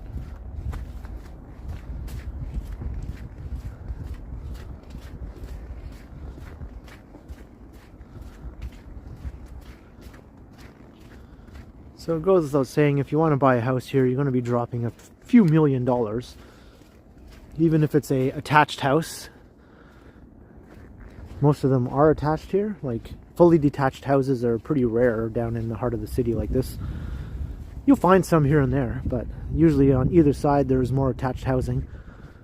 You won't find like a street full of detached houses for the most part. You have to get further out for that, further out away from downtown.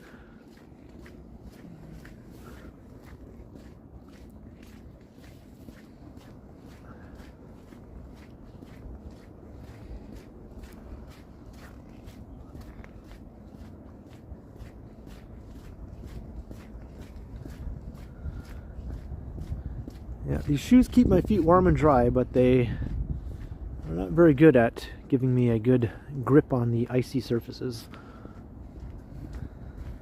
I guess you can't have it all.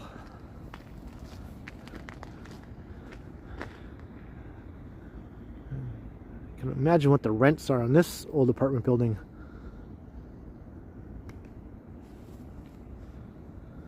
Probably stratospheric.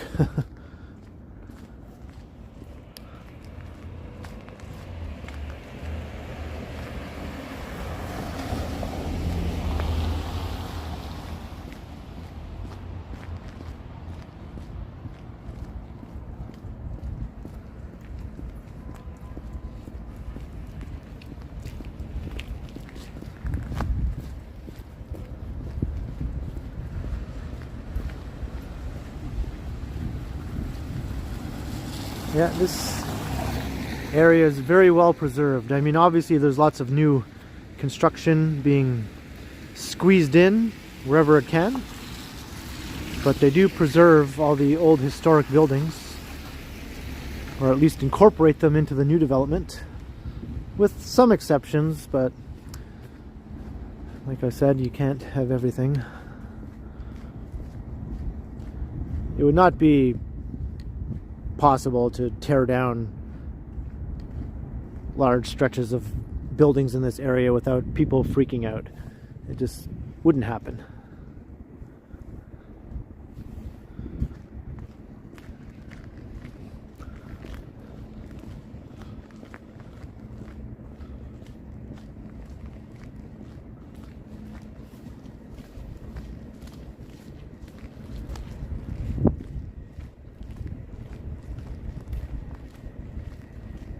Right, Virginia.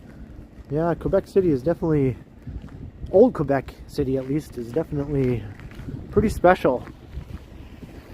Once you get out of the old Quebec City area, though, the rest of Quebec City is very much like a lot of other Canadian cities in its development. Lots of sprawling suburban areas, shopping plazas and freeways and all that sort of stuff.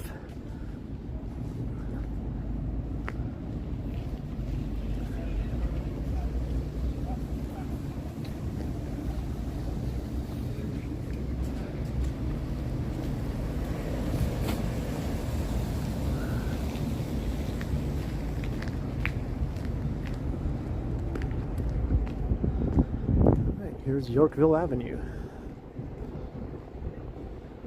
There's Old York Lane. That'll take us down to Cumberland Street, but I'm not going to go down there this time. I've gone down there plenty of other times.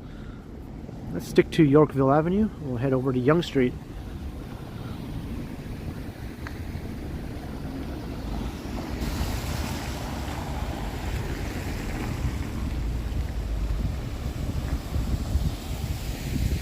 Jennifer Gala, hello.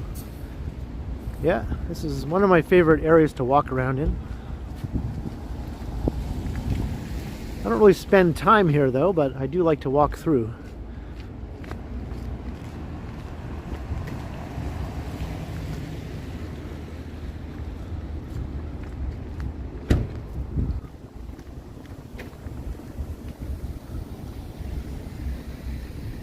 Are we going to Nathan Phillips Square? I don't think we're going to go to that square.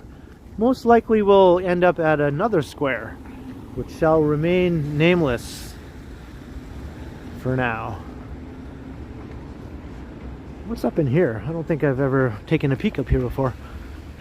There's Muzak though, so I'm not going to go right in. It's kind of neat. Just a little alcove of retail areas. Do I do my shopping here? But of course!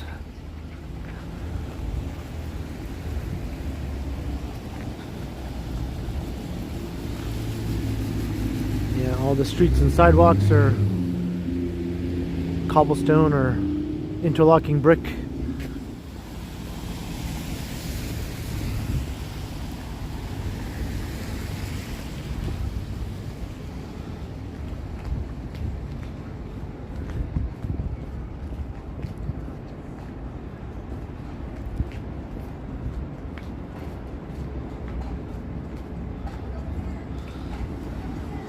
Got more Muzak. I'm going to cross the street. Have to avoid the Muzak.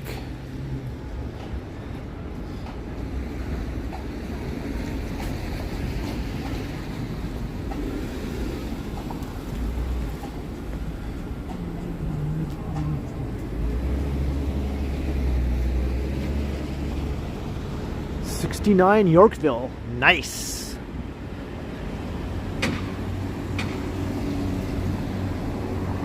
So that was pretty common back in the late 1960s. Har har har.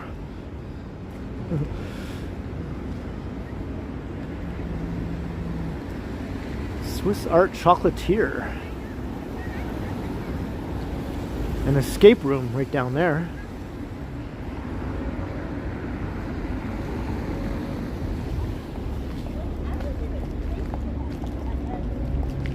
Happy Foot Spa. Second time around, I guess that's a vintage store or something along those lines.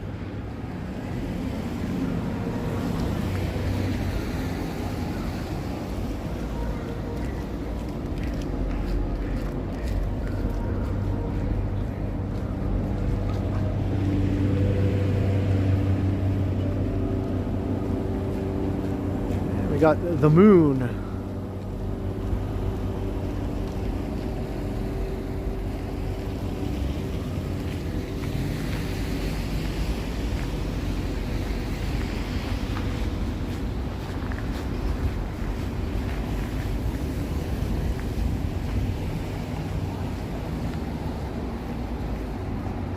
And here's Bay Street.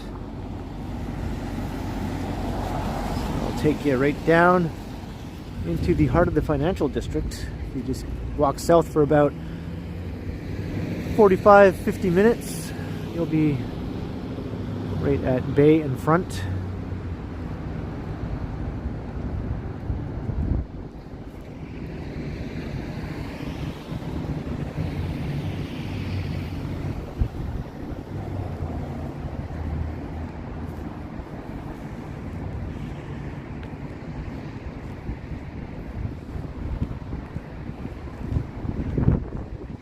Yeah, there's lots of that sort of thing, rainbow obsidian.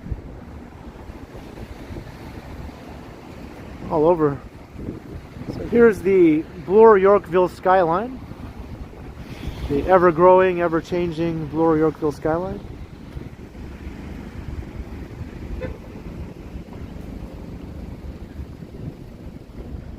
There's like a new tower under construction right there. That's going to be really tall, like over 60 stories.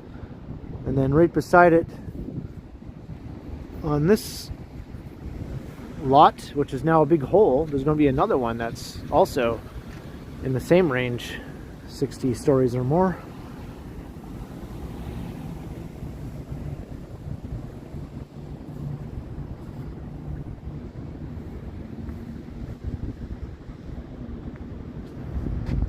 And this is the Four Seasons Hotel.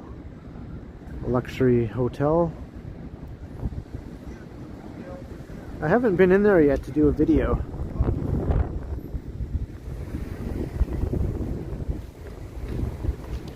And I believe the Four Seasons chain is actually headquartered in Toronto, right? It's a local success story. Hey, hello, Doug.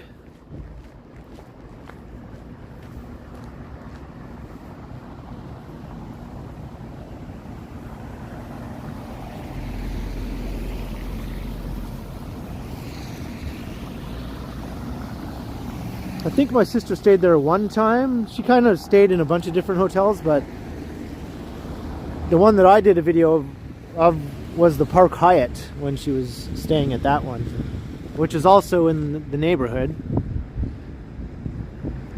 Nice old fire hall here.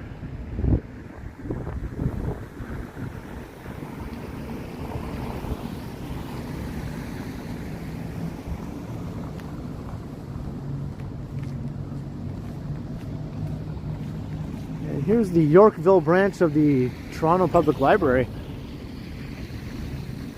Toronto does fire halls and public libraries really good, or really well, I should say, in terms of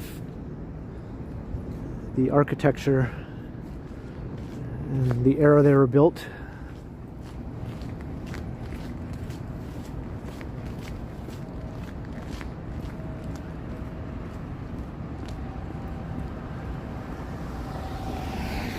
It's small, right, Susie? Yeah. But then just up the street is the biggest library branch in the city. Right there. You can see it says Toronto Public Library. That's a behemoth of a library building right there.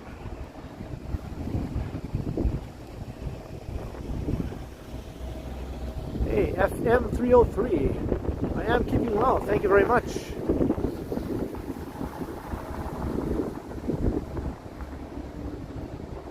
This is like the main downtown library.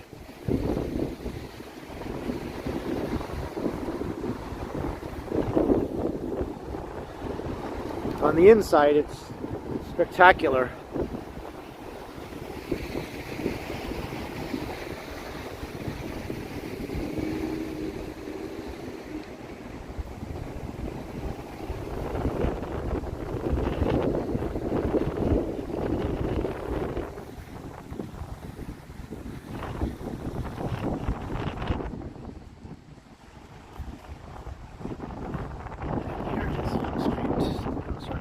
South now.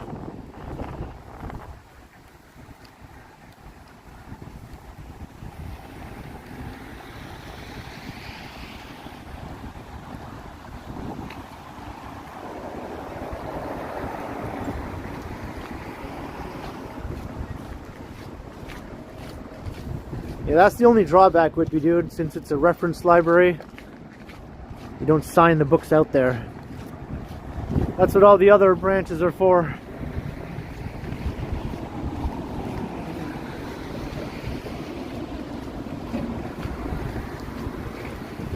But they have some cool sections and rooms in this library. They have a Sir Arthur Conan Doyle room, where all of his books and whatnot are all together in one spot. It's the author of the Sherlock Holmes books.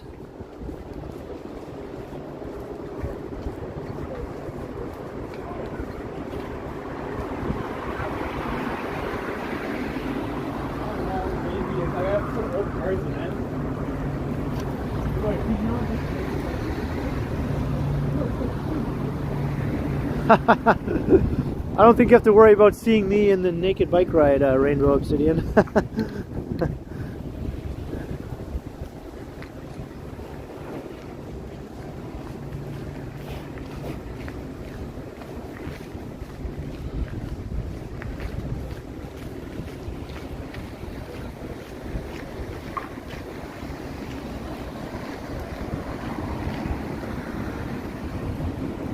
No Alice Munro room, I guess not. Or no Margaret Atwood room.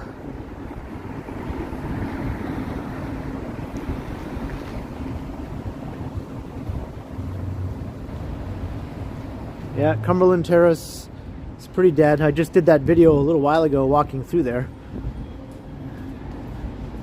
It's pretty bleak in there now. That's going to be torn down eventually and redeveloped. And here's the new flagship store for Lululemon. They're just renovating the base of this old office tower here.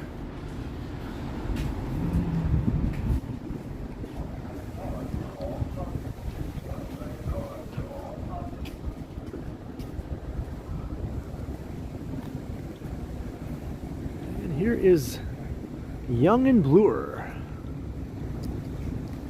Got one Bloor East and one Bloor West under construction, called The One. That'll be the tallest building in Canada, possibly, unless the Sky Tower at 1 Yonge Street surpasses it.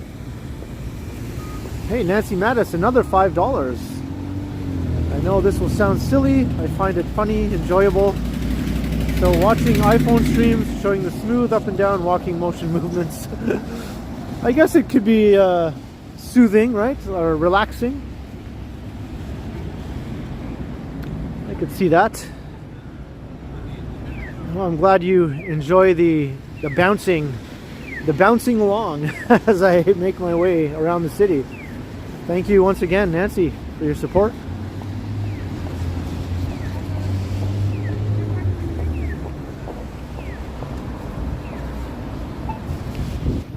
Next big outdoor street festival. That's a good question.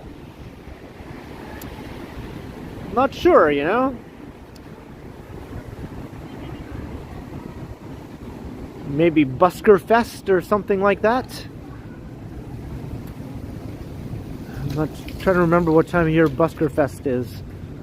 I think it's one of the earlier street festivals.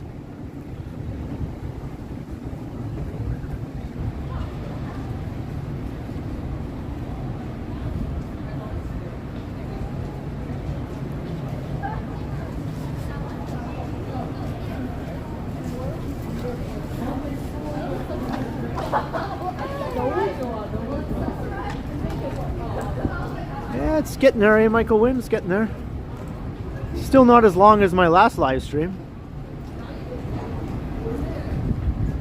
Busker Fest was in August. Well, I guess I was wrong there. So what is the first one then? The first street festival?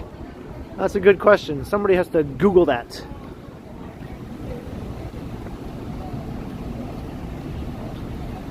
Like Pride is in June. I'm pretty sure there's something before that.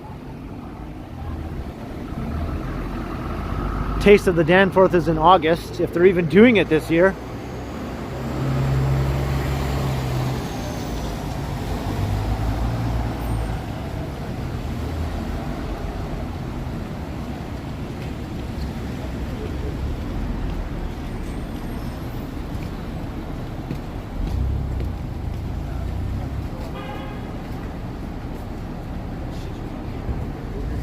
Lost Girl shooting spot. Oh yeah.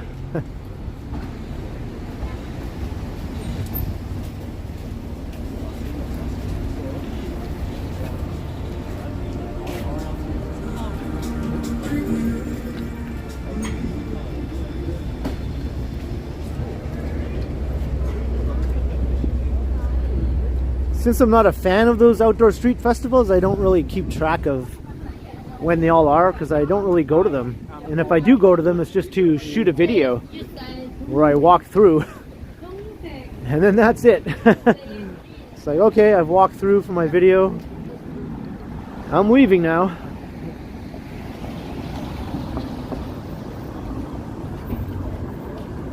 So it's not until June that this all begins. Okay, Wayne.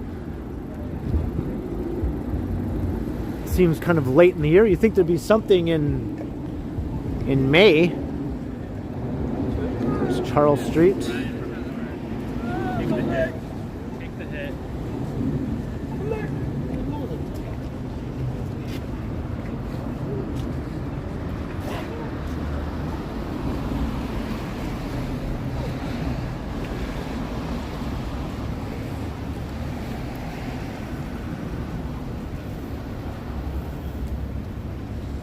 Cherry blossoms? Yeah, Susie. You know what?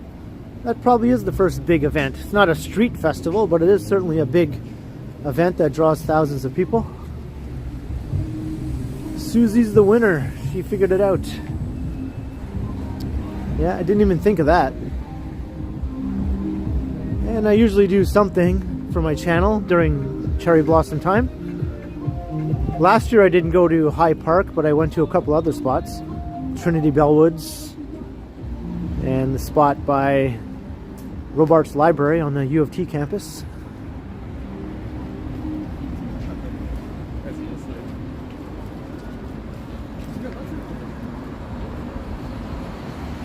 "40 music festivals." Yeah, I heard North by Northeast is coming back. That was a music festival that sort of went away. It's basically the northern version of the South by Southwest Festival, which is in Austin, Texas, which is a big deal. So Toronto had North by Northeast for this part of the continent. So that's coming back. It was never as big as South by Southwest, but it was fairly significant at its peak, with like hundreds of venues around the city featuring live music, and usually a big concert at Yonge-Dundas Square.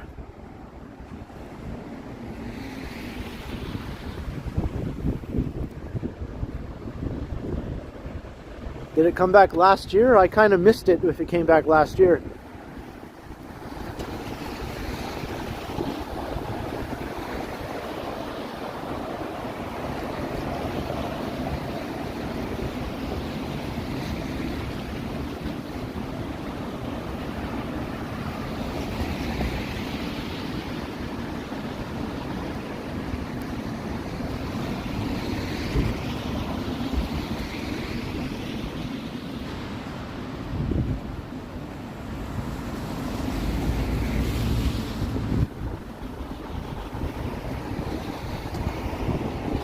The Easter Parade.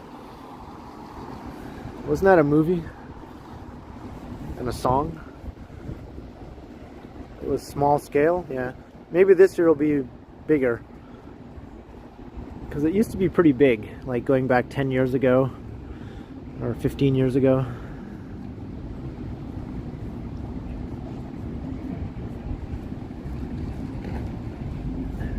K1SN3 Triple T went to Taste of Buffalo.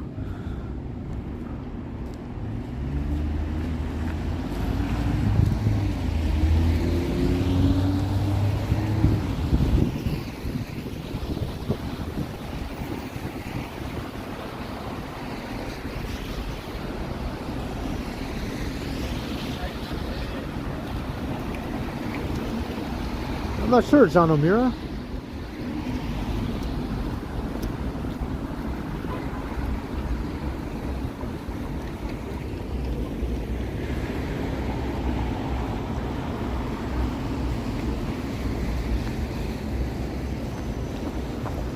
Winterlicious. Okay, I've heard of that.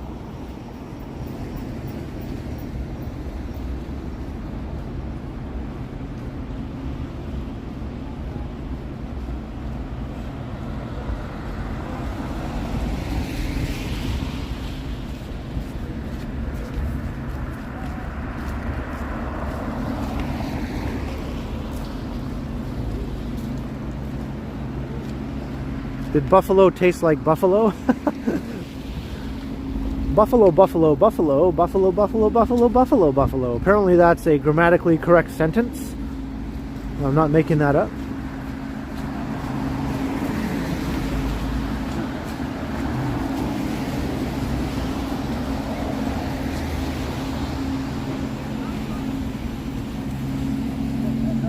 Nancy, I know.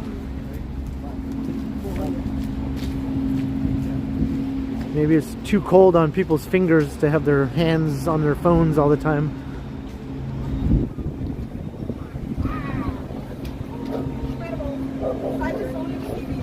The gas works. Yeah, I've mentioned that many a time on my channel. Former rock club. Rock and metal.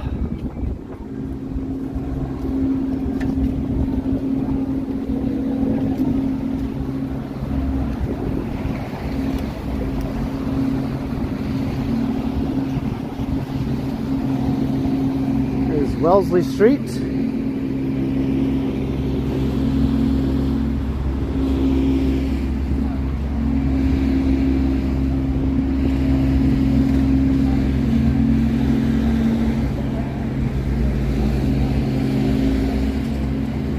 Yeah, it's fairly busy. I guess it's not too cold to keep people in tonight. Last night might have been a different story though.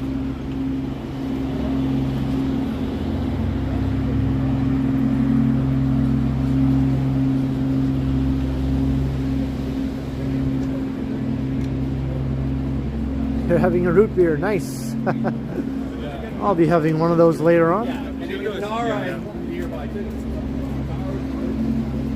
FM 303 used to drink at the Fox and the Fiddle. I used to go to another Fox and the Fiddle location a lot. Not that one.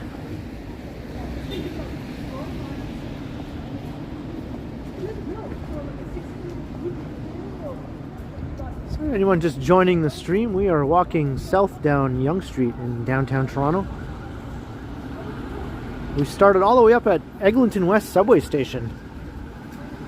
And on the way we passed by Casa Loma. Walk through Yorkville.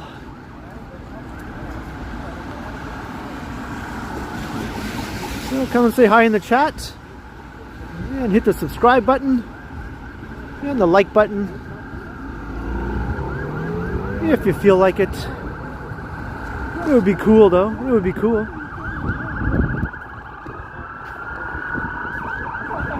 Got some police here.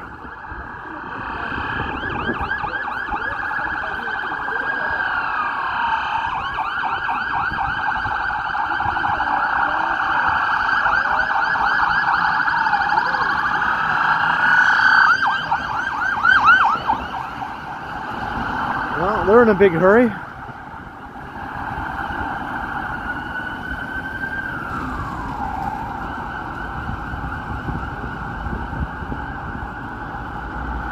Something happened somewhere where we just walked past up there.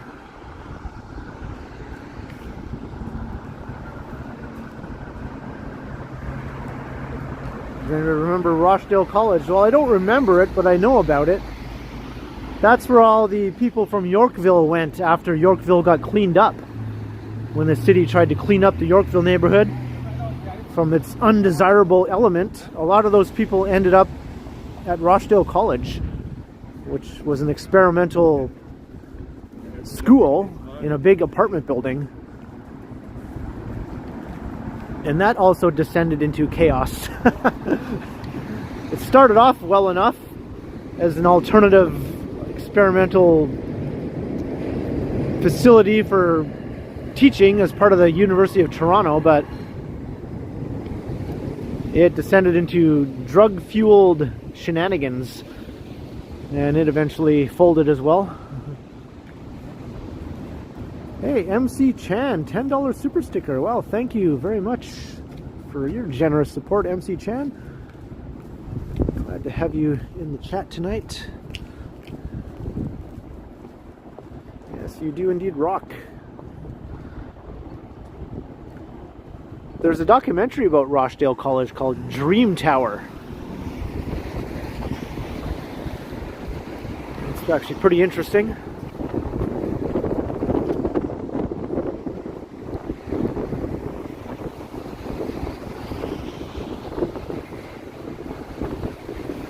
Am I near Toronto Metropolitan University? I am, actually. We're walking towards it right now. Yeah, it was affiliated with U of T.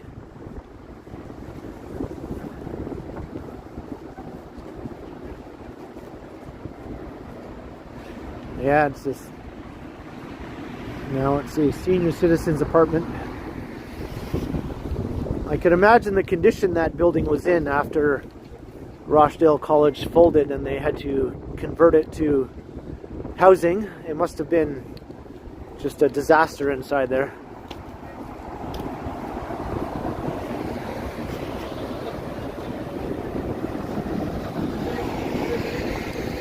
The courtyard, yeah, there are plans to redevelop the Courtyard Hotel here.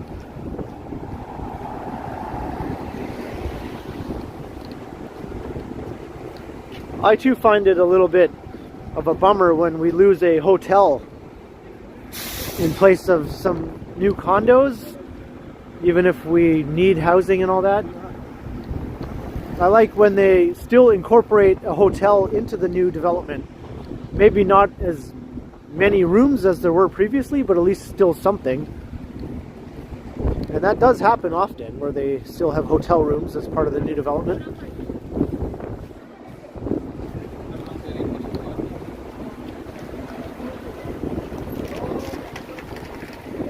Hey, all right, Marie Palmer, you're very welcome. Glad you could watch the stream for quite a long time. Hope you enjoyed. And I'll definitely see you next time. Have a good night.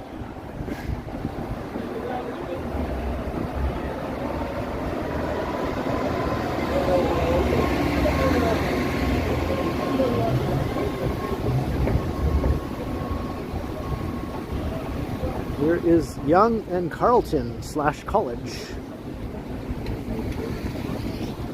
Carlton that way.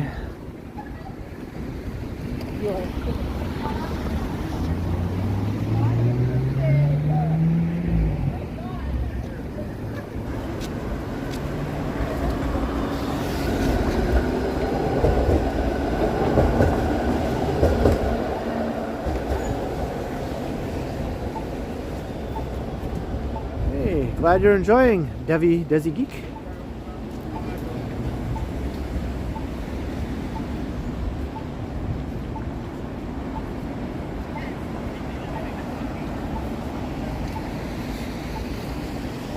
Yeah, the Delta Chelsea will also be redeveloped. And that's the biggest hotel in the city in terms of number of rooms. There will be a new hotel on site of that development, but it will be much smaller, obviously, than the Delta.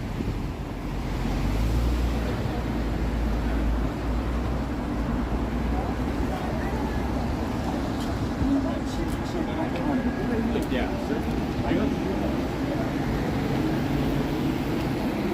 This area is going to be really different in 5 or 10 years time. There's going to be so many new skyscrapers here joining the Aura, which is now the by far tallest building in this neighborhood. There'll be some buildings almost as tall or taller than the Aura all around it. Right across the street.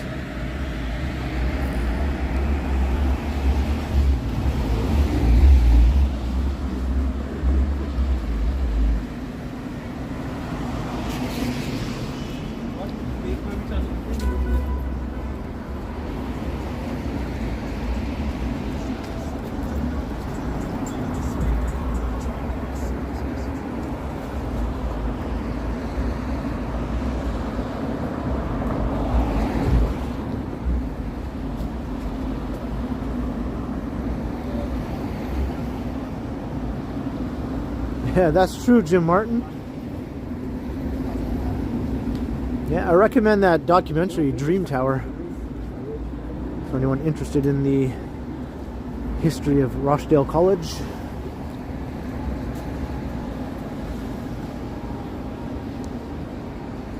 Devi, this is called the Aura. It's a condominium. It's 78 stories. So it's currently the tallest residential building in Canada, but not for long. There are 3 buildings under construction right now here in Toronto, right downtown Toronto, that will be taller than the Aura. So pretty soon Aura will be number 4 for the tallest residential building.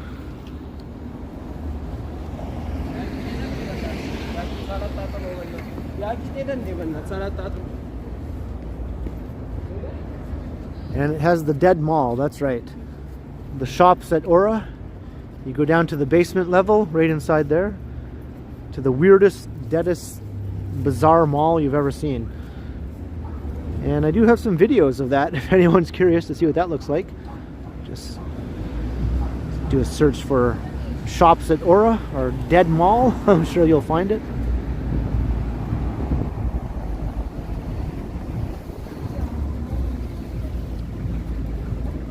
Yeah, there have been issues with this building with the elevators. Unfortunately, that's a pretty common thing with a lot of these newer skyscrapers in the city. Residential skyscrapers. It's not really a problem with office towers, because they don't cut corners with office towers. Office towers are usually built with high quality materials.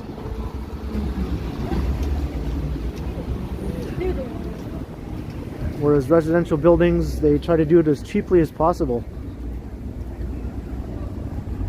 And then once you know it, things break down. Things don't last very long.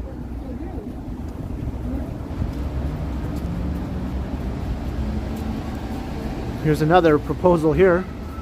76 stories here on this corner. So right across from the Aura. And then across the street is where Concord Sky is currently under construction, so that will be taller than the Aura. That'll be 85 stories. And the Delta Chelsea is right over here on the other side. And there'll be another 80-story building going up here on this site.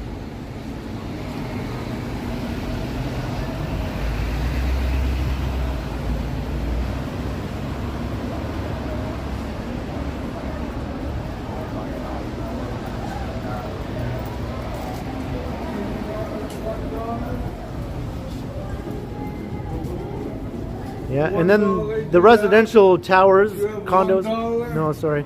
The residential towers that aren't done cheaply tend to be in the more expensive neighborhoods such as Yorkville.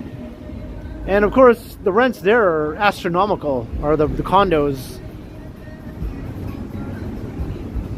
If you want to live in a quality building, you're paying for it.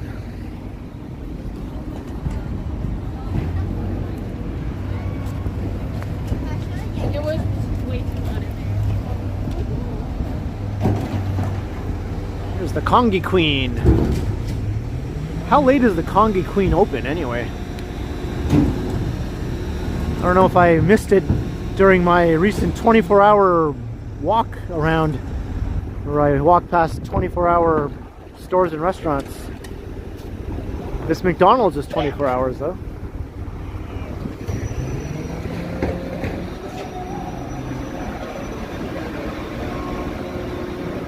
Hey, evening Lisa. How you doing?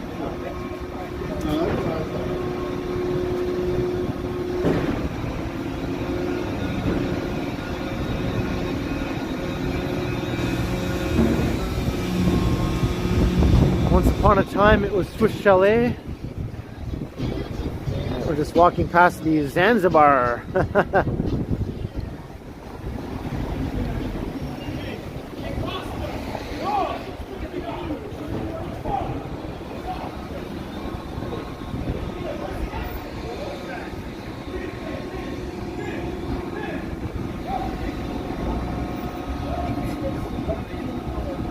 Got some interesting characters hanging around down here.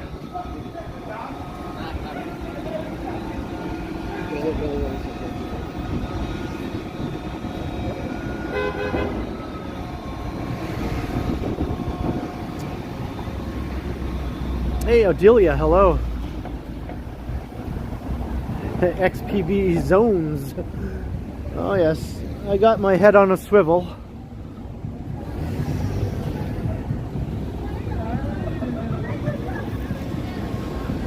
And I'm packing the guns. I never noticed how brightly lit up this Champ store was before. Actually looks pretty nice. We got H Mart, the Yonge Street warehouse. Hey Cat S, hello. Oh, Congy Queen closes at 11. That seems kind of early for this stretch of Yonge Street, right? It should be open till at least 12. Oh well.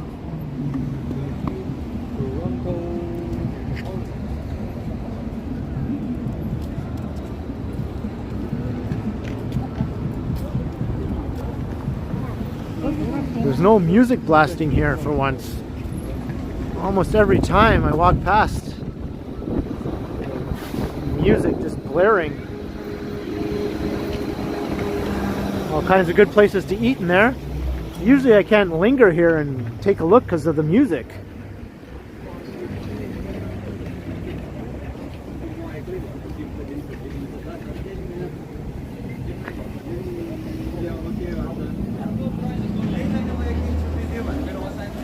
There you go.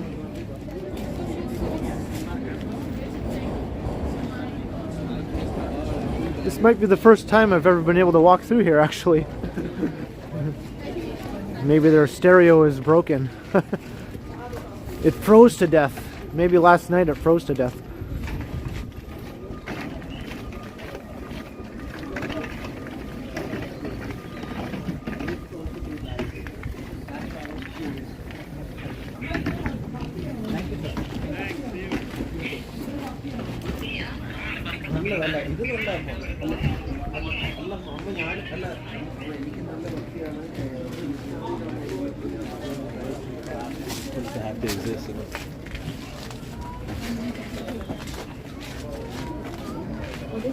Got a little sheltered seating area here.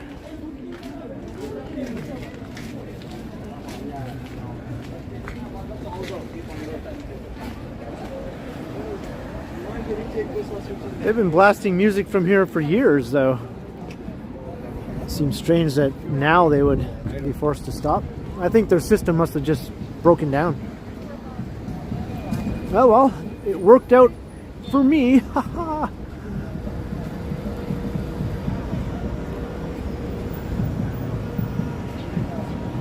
It's Five Guys.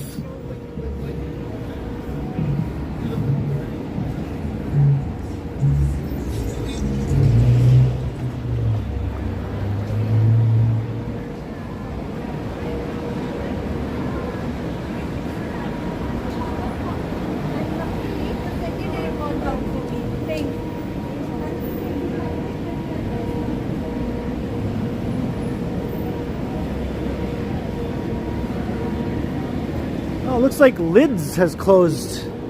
This used to be a Lids store here. It survived the pandemic and now it closed. Unless they relocated, but I don't see any sign.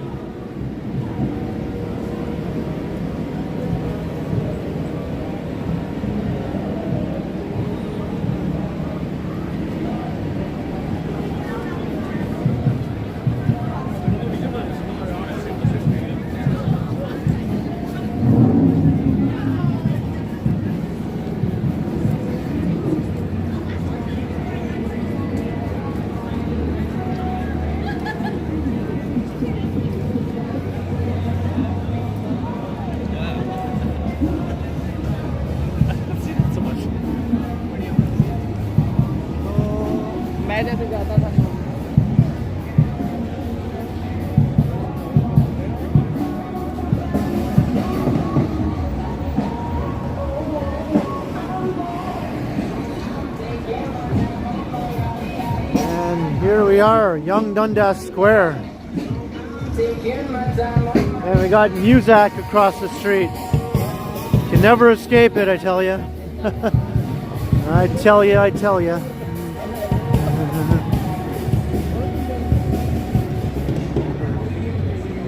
So here we go. All the bright lights at the Yonge and Dundas. That's the Yonge and Dundas. Yonge and Dundas.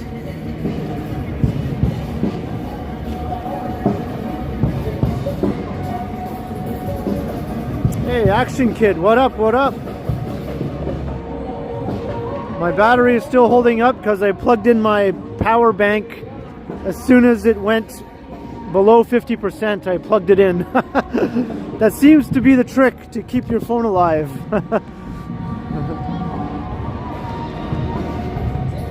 Yeah, the other side is always busy, but they have that Muzak over there, so I can't get too close. I'll get a copyright claim if I go too close to that.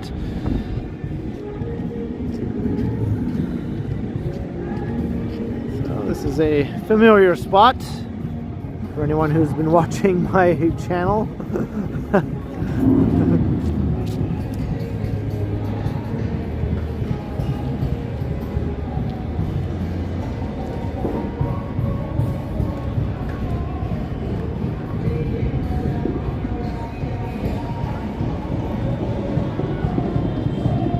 Yeah, that's true, Cat S. That's a pretty big deal.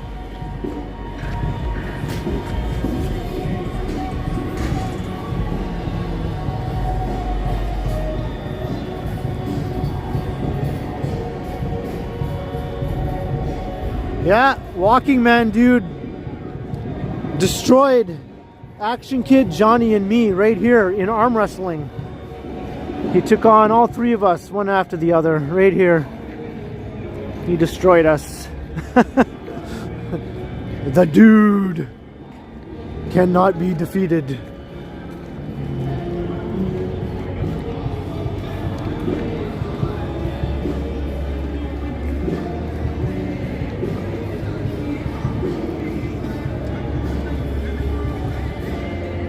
So I will take us east of Yonge into the sketchy downtown east side.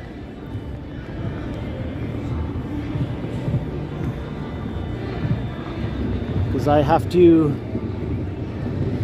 pick up a few things at a grocery store. And there's a Metro store nearby, so I'll walk us over there.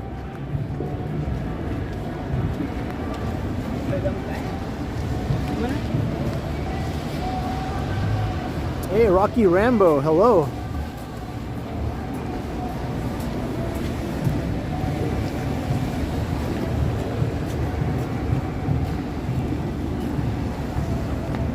So we're venturing into the Forbidden Zone.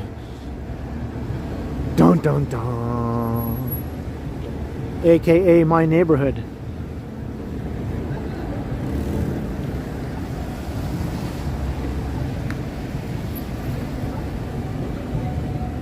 Yeah, I'll check out the the root beer and snack situation. I was looking at Rainbow Obsidian's name and I just started saying it.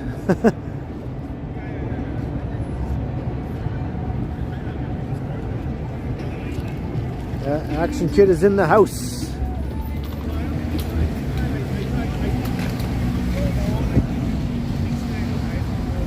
I'm sure you all know who Action Kid is.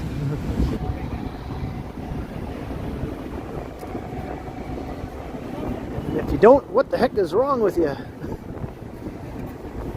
A fellow walktuber based out of New York and Miami. Basically the guy that inspired both me and Johnny to start our own walking channels.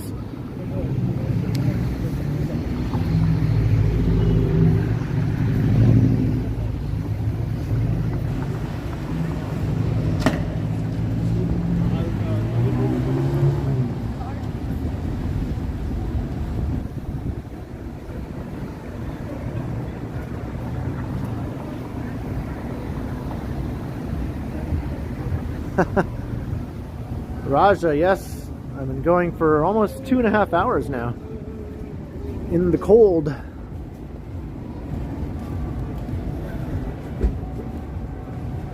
But I got all this 100 gigs of data now with this new plan, so these longer streams are perfectly okay now.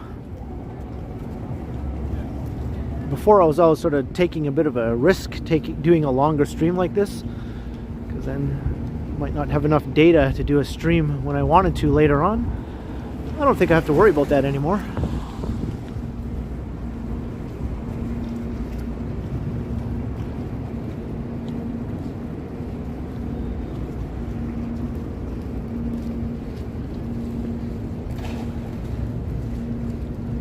Hey, thanks, Jennifer.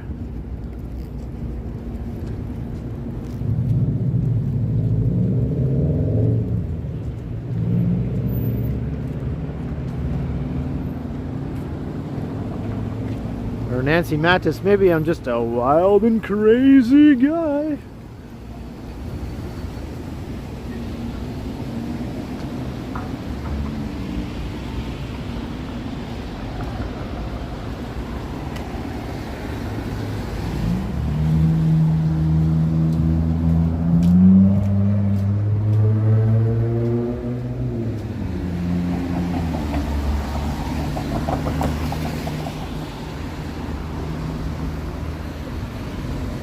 Hey, Robotcheck, hello, hello. Yeah, I haven't seen you in a while. Nice to have you here.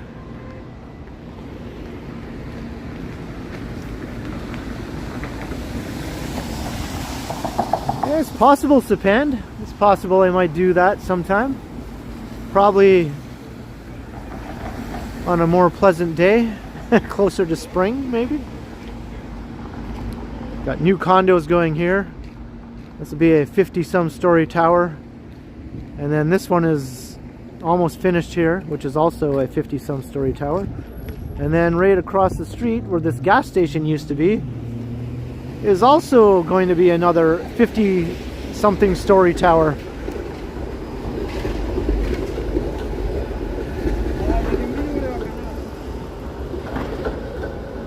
Ah, you got one of those jobby jobs. Yeah, those take up a lot of your time, right, Romachek? That's what they're good at doing.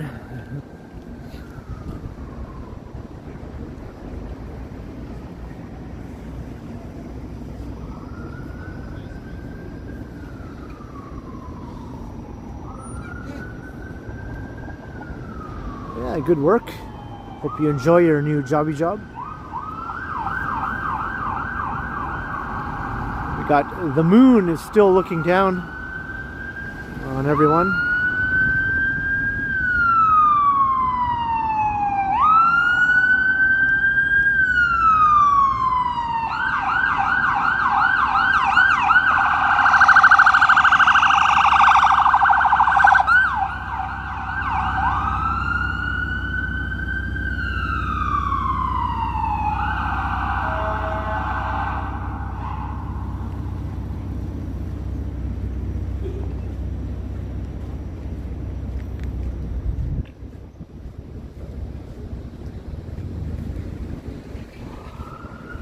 I guess Megan does enjoy goofiness, and I do supply her with plenty of that.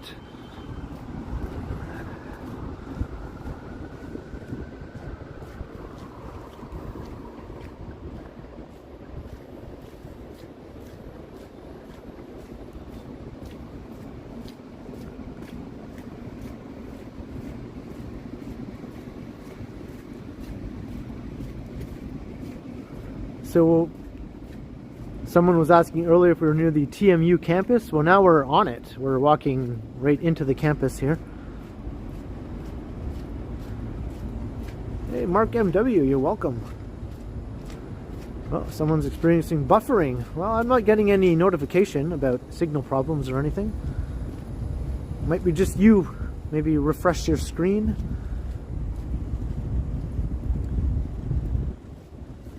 Check your internet connection.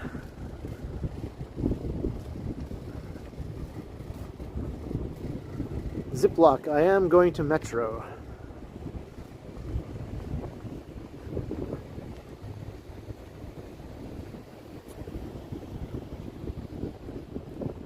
Which is a grocery store, not a Subway. It's kind of confusing.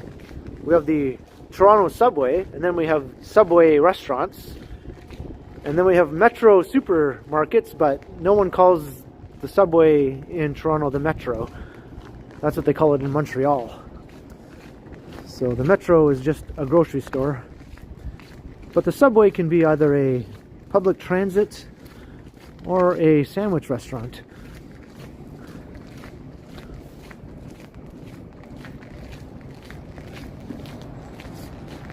Imagine there was a Subway sandwich location inside of the Metro.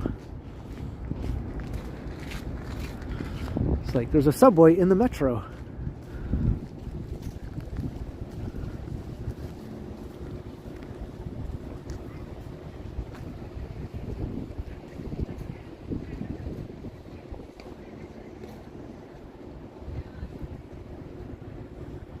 So here we are. I believe we've reached the end of the stream, because I'm not sure if I'll be able to take this inside. Plus I'll lose signal once I walk deep into the store. That has happened before. Grocery stores hate cell phone signals. They're like a no man's land. Like a Bermuda Triangle of sorts for cell phone signals. So thank you everyone though for joining me on this pretty lengthy walk, starting at Eglinton West Station and all the way downtown through Yonge and Dundas here to the east side. The Metro, we checked out Casa Loma along the way. And everyone was awesome. I appreciate all the friendly chat in the live stream, and the mods also. I appreciate all your work. The mod squad is first rate.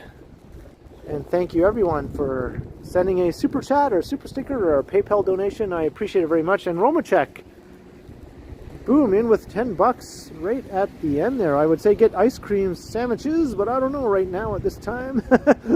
We'll look around, Romachek. We'll look around, because I am definitely going to keep my eye out for something fun to eat. So thank you very much, Romachek, for your support.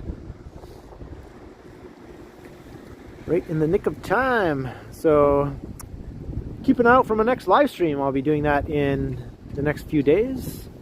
And I'll be premiering a video tomorrow evening on my channel, as I do on days when I don't live stream.